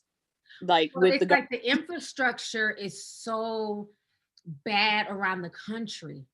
And it's so much, like you said, red tape. The cost is just just extraordinary. And then you have these storms getting stronger and stronger every year. So it's almost like, why bother when, there's another big one? Because it's not like New York is going to move from where it's at. That's why I feel like with a lot of states, Even like, I remember when I was in Miami a few years ago, and I was just shocked at how much construction, like new construction, brand new condos, literally, you know, right there on South Beach. And it's like, why are y'all building all this new construction here when literally the whole area is sinking? When it rains, you're literally wading through water in that area of Florida. Like, you know, like I said before, a lot of these cities, these coastal cities, will probably be underwater in the next 20 years. And I feel like that's why they just don't even care to try and fix the infrastructure. It's like, you know, whatever at this point, because the government is in so much alleged debt and they just have other things to focus on, because it makes no sense. Like, why else would they not have fixed that and, you know, repaired the transformers when this went down in 2012? And we know every year since then, there's been bigger and worse storms coming. It's crazy. And it's America, you know, during the whole original New Deal, not the green one, like we went leaps and bounds during that time. And it's like, we forgot everything. So that it, like, you know, like, oh, we can't do that again. Well, why not? Like, there's so many other places that have gotten ahead of us. Mm-hmm. Oh, but I'm taking too much time. So well, thank you for calling in, sis. I appreciate you. All right. Thanks, guys. All right. Let me go ahead and bring on Crystal. Oh, Crystal, go ahead and unmute your microphone. Hey, T. Hi, Crystal. How are you? I'm good. I know a few weeks ago, I was the one that was using the Eminem lyrics to get in the Discord chat. Oh, that was you? Yeah. Well, Yeah, nice that was to hear me. from you. Yeah. So this whole thing has just been a whole ordeal, like one thing after another. And I don't know, I just wrote some notes down, like as everybody was talking, like some stuff that stuck out to me. And the whole financial institution, I never trusted it. I'm only 19, but I'm at a very young age, I knew there was something weird about letting somebody else hold your money and what you own. And I didn't understand that, especially like coming from Nigerian parents. Like over there, if you don't have the money, you just can't buy it. Like what credit? And basically, I was born like 2 months after 9/11, and I saw in elementary school like how the crash of 08, like that started affecting people very quickly, very rapidly, and some people still haven't recovered. And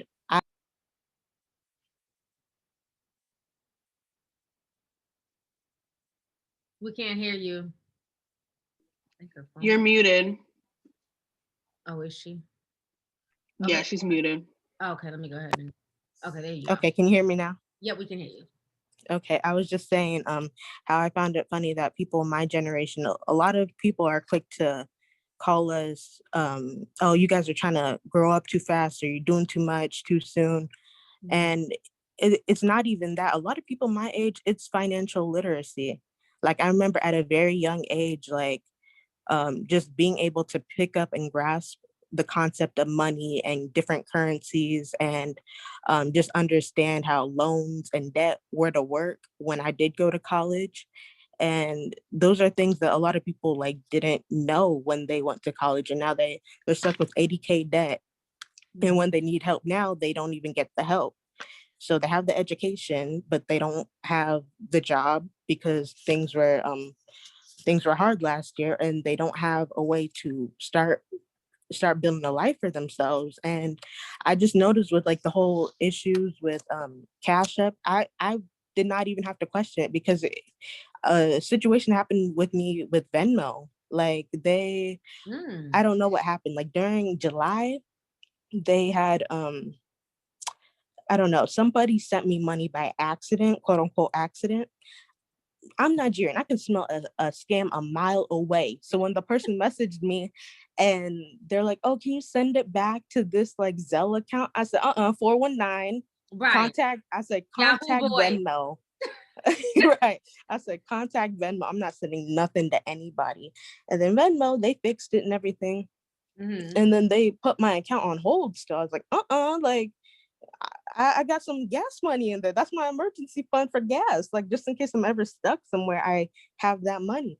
And they're like, oh, we put your account on freeze because in our new terms and conditions, it says that if you send money to somebody by accident, or they send it to you by accident, even if you don't know them, then it's considered it was a scam that they're trying to do, and somehow I also got the blame for it. So they froze my account, and it's still frozen. So I can't even get like my money out and then close the account. They're not even trying to close the account. I said, like, you guys are not even giving me any information on the investigation that I'm a part of. Like, what is this? And how long did this happen? This was back in July. It started. It still hasn't even ended. Wow. Yeah. And then when I tried to pay for my tuition at Wells Fargo, I wrote a check. I saw what was in my account. I wrote a check, and my school went to go try to deposit it, and they're telling me, oh, like something's wrong with it. It didn't go through. I said, what? So I called up my bank. They're like, oh no, it's in there, but this is your daily limit. And I guess they changed my daily limit that day, that one day, because a whole bunch of people had gone to withdraw money, like all across the country. So it's like I could even pay my tuition that day. I was like, this is too much. Wow. Yeah, a lot of these financial institutions, from what we're hearing here, is they all have their good and bad points. Because I wouldn't even thought that about Venmo. So that's good to know. Yeah. I mean, it's unfortunate you're going through it, but it's good to know that that's another site that we need to watch out for. Me add that to the list. It's all of them, and it makes it worse that these businessmen, they're trying to get involved with politics. Like, it used to be businessmen did their corporate stuff and politicians did their political stuff, and now I think just Trump, the lines are blurred. Yeah. That's the problem. That's what I was saying before. Like when we were growing up, you picked a lane, and not saying that you had to stay there necessarily, but when you were a celebrity for being an actor. We knew you because you acted on a TV show or a movie. These people were singers. We knew you because you sang or you rapped. These people were DJs. We knew you because you DJ'd or you were a radio VJ. Now the rapper wants to be the basketball player. The basketball player wants to be the rapper LeBron. Drake wants to be a basketball player. It's just like, things are just mixed up. So now you have politicians wanting to be businessmen and vice versa. Donald Trump, perfect example. He was a businessman turned celebrity turned president. And that really opened up the gateway for other people trying to go do that. And I never liked the idea, because I knew their intentions were always going to be compromised. They're always going to think, how is this policy, if I pass it, how's that going to affect my businesses? How's that going to affect my taxes? Their heart and their mind is not with the people, it's on their money. And it's causing like so much disturbance in like the average citizen. Like, our main two priorities are pay our taxes and stay out of trouble. And most of us manage to do that. And we get this. We don't have government programs and plans set up for emergencies like Texas. We don't have things set up just in case. They just don't. They know it's a possibility. It's a small possibility, so they rule it out and they never come back to it. But the day that China wants to act like Sally Mae and come to collect, they will take whatever assets we have and go on back, and we're going to be left in ruin. And they did that to India. Right. When they got into that, well, it wasn't a whole war, but at the India-China border, there was a huge conflict there about a year ago. So many Indians died. And China was like, y'all had 24 hours to give us back everything we ever loaned you. India was like, we ain't got it. And they went back and forth. I mean, it was crazy. And now they're able to do that because literally the whole world owes China money. Right. So as soon as you fall out of favor with them, you piss them off. Well, now you got to pay them back. Not 10 years from now. I want my money today. Right. So. And the U.S. just keeps making shady deals with other countries, like how businessmen, they're able to pay people pennies a day to go mine minerals and stuff underground, getting things like valley fever. And their people are still under the poverty line in their country, not even in the US. Like, I don't understand how that makes sense. So the day we need their help for something, they're not going to be there. They're going to say, remember when? Oh, we can't help you. Y'all didn't pay our people right. Like, and it's just, that's how it's going to end for us. And people in the US, they love pandemonium at times. Like, people, they love like things like Black Friday. Like, other people like, I'm claustrophobic. Like, how can you be like so many people fighting over Tupperware in Walmart? Like, that doesn't make any sense. Like, but people love pandemonium. Like, the whole food scarcity thing last year, like when people were trying to prep for COVID, finally, like, that did not need to happen. It's like, okay, get 2 weeks worth of food, not 6, 7, 8 months worth of the freezer food from the freezer section, knowing you have a family of 12 at home and somebody has to come in the store after you.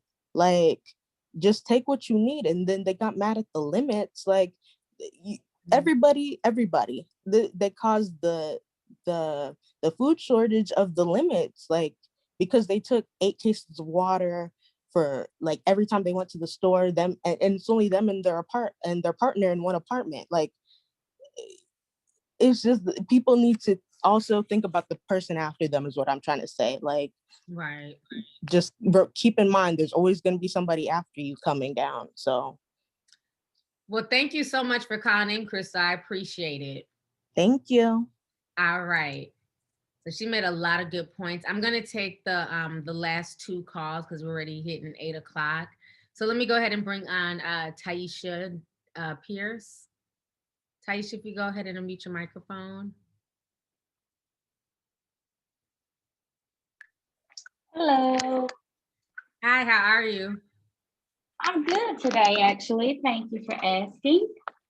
I just wanted to say I do appreciate the update. And like I told everyone else earlier, sorry, I've been MIA on Discord. I was trying to use my debit card yesterday, and I'm like, what is going on? And then I finally found out today what actually was happening. Because I actually went to 3 different gas pumps, and I couldn't go in the store because I had my 1-year-old niece with me. Well, she doesn't have a mask, so I can't take her in. And I just want to say I do appreciate everything that you do, all the updates, and as far as Texas go, because I do have family members there, and that really helped me out, and I was able to reach out to them and check up on them and everything. And if I'm not as active in Discord, it's because, autoimmune disease and sometimes mental health issues. I have to take a little break, but that's all I wanted to say was thank you for everything and how much I appreciate you guys. You're welcome. And thank you so much for calling in, sis. You're welcome. Thank you for that.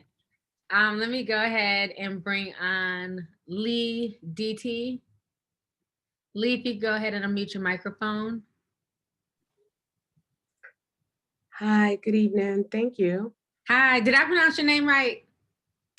Lay. Lay. Okay, I thought about it after, like maybe it's Lay. How are you? Listen, I'm sitting here shook. I'm like, it's a lot of people. I don't want to talk, but we got to work this out because honestly, my whole thoughts on this whole situation, I've been thinking about this for years and years and years.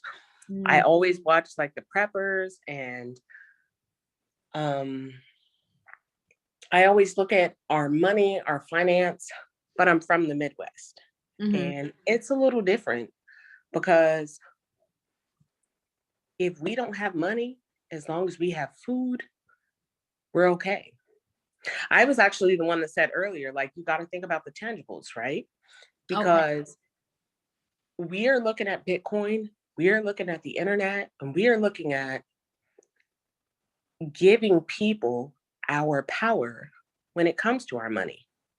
So we are telling them that Bitcoin is worth this, or Dogecoin is worth this, when ultimately, if we understand that if we can create food, at the end of the day, they can't eat that money. right?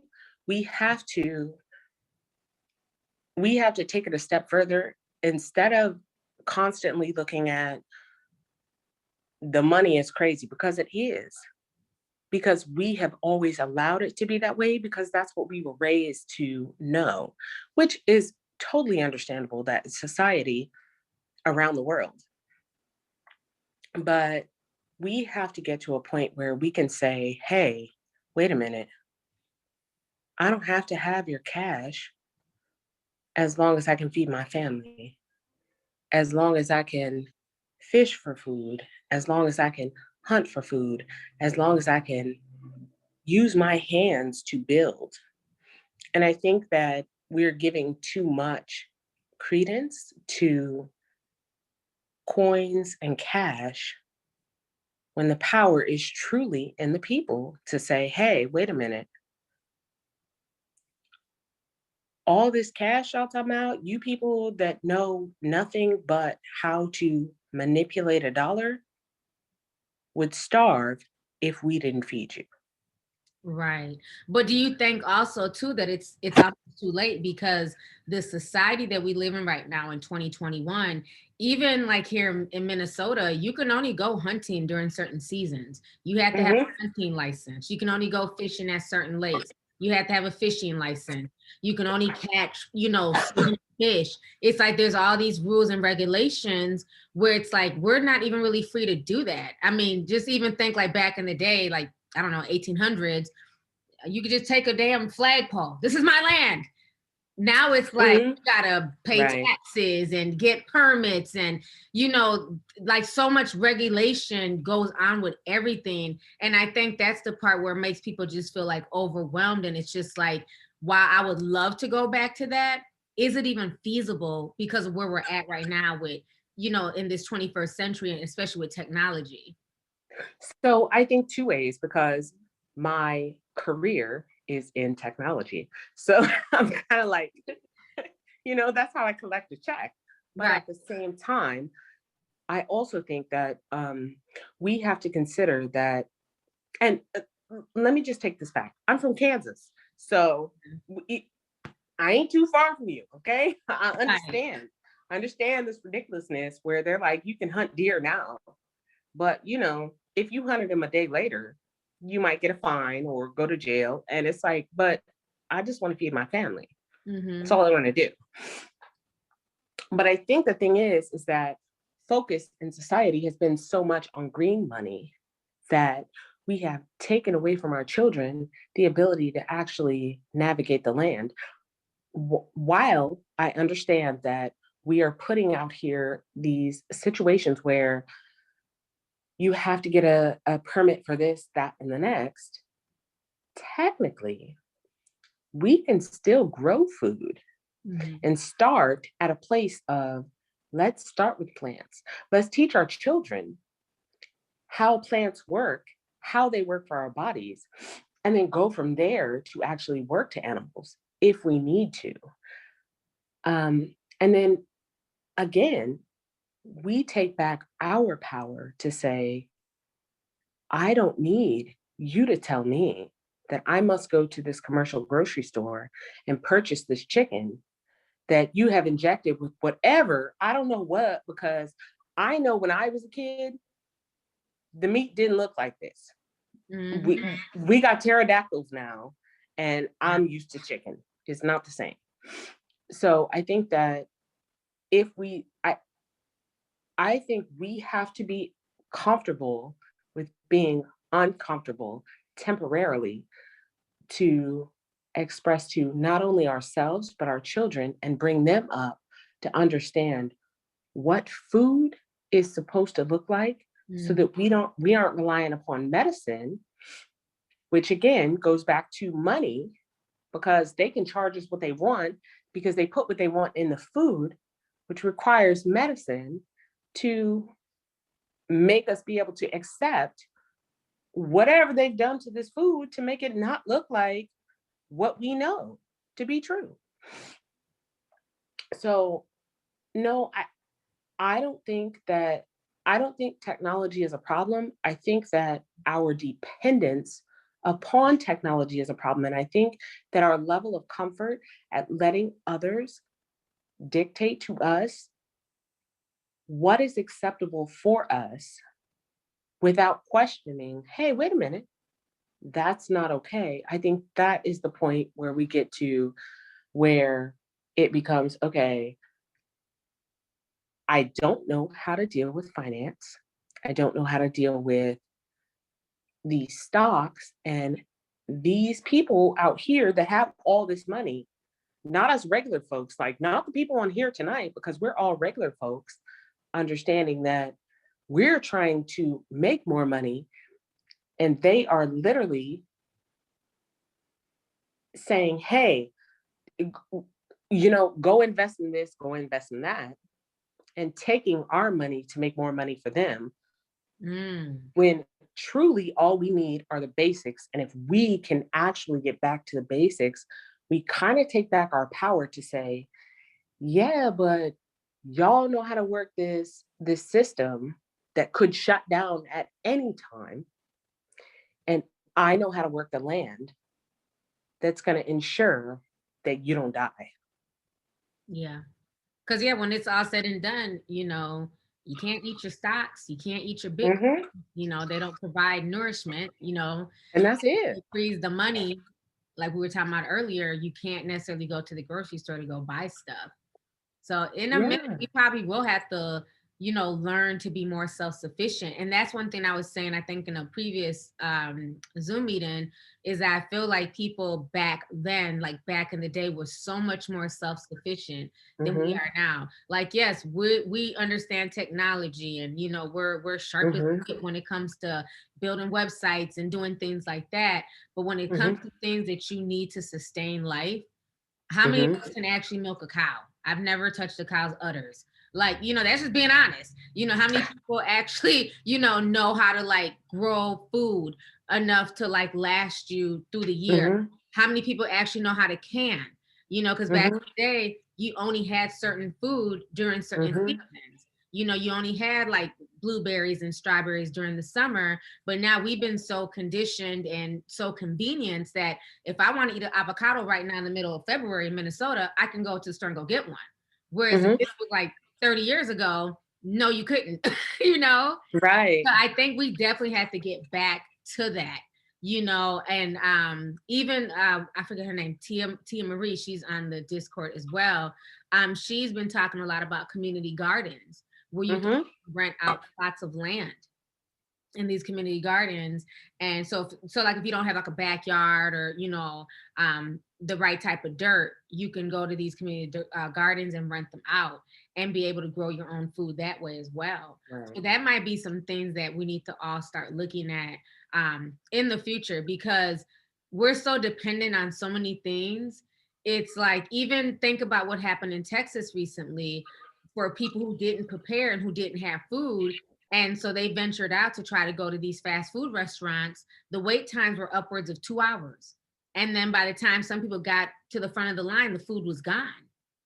That it's really scary when you think about it, because you need food, you need water. Like, you may not need Bitcoin, you may not need the latest Chanel bag, but you're not going to last more than 3 days without water. I think she muted herself. Oh, okay. There you sorry go. about that. It wouldn't let me unmute. But you are absolutely correct. And this is the thing, like, recently, okay, so we don't live in the US right now. But again, I'm from the US. I'm from Kansas. So I understand what it looks like to have summer corn and have summer tomatoes. I understand what it looks like to have fresh produce from where you live, because that's what you grow. And that's just what it is. But I look at these children that we are raising nowadays, and I don't blame the kids, but we're not teaching them that. We're not teaching them about actual food. We're teaching them about how to manipulate food. We're teaching them about what they can purchase in the store. But the true currency isn't this green money. That can fall anytime in any country. But that food it will never fail us. When we learn how to grow plants, how to harvest seeds, how to teach our children how to fish and how to hunt and how to use animal skins for what they need, I think not only will it handle our money problems, it will handle and help with our housing problems. It will help with our health problems, really, and that's a big thing.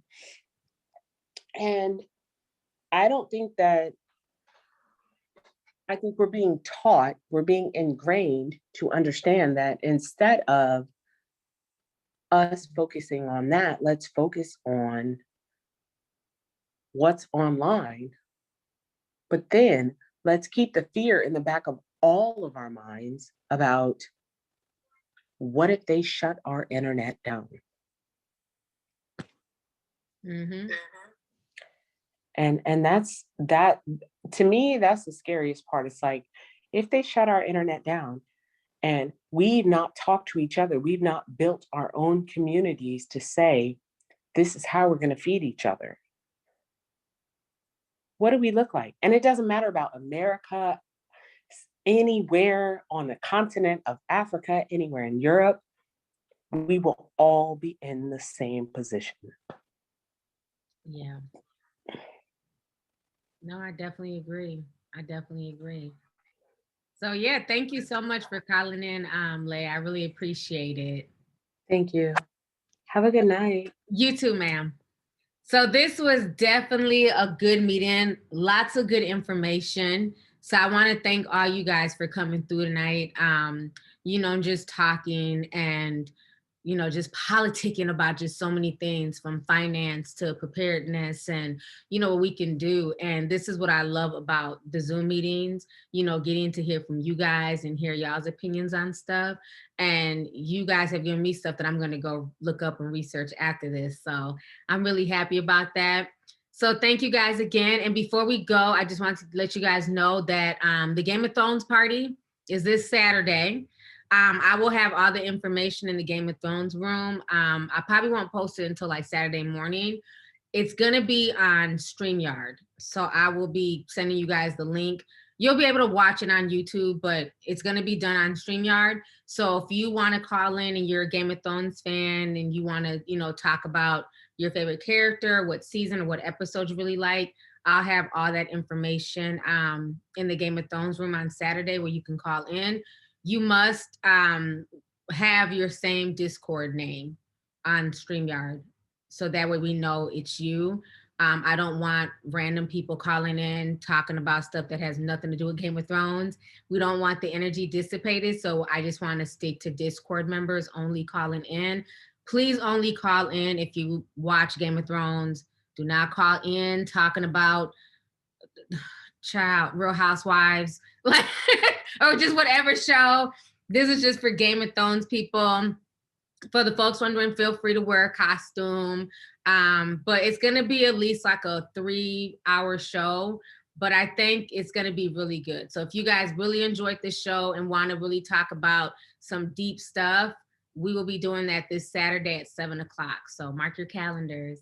So on that note, you guys, thank you so much for joining me this evening.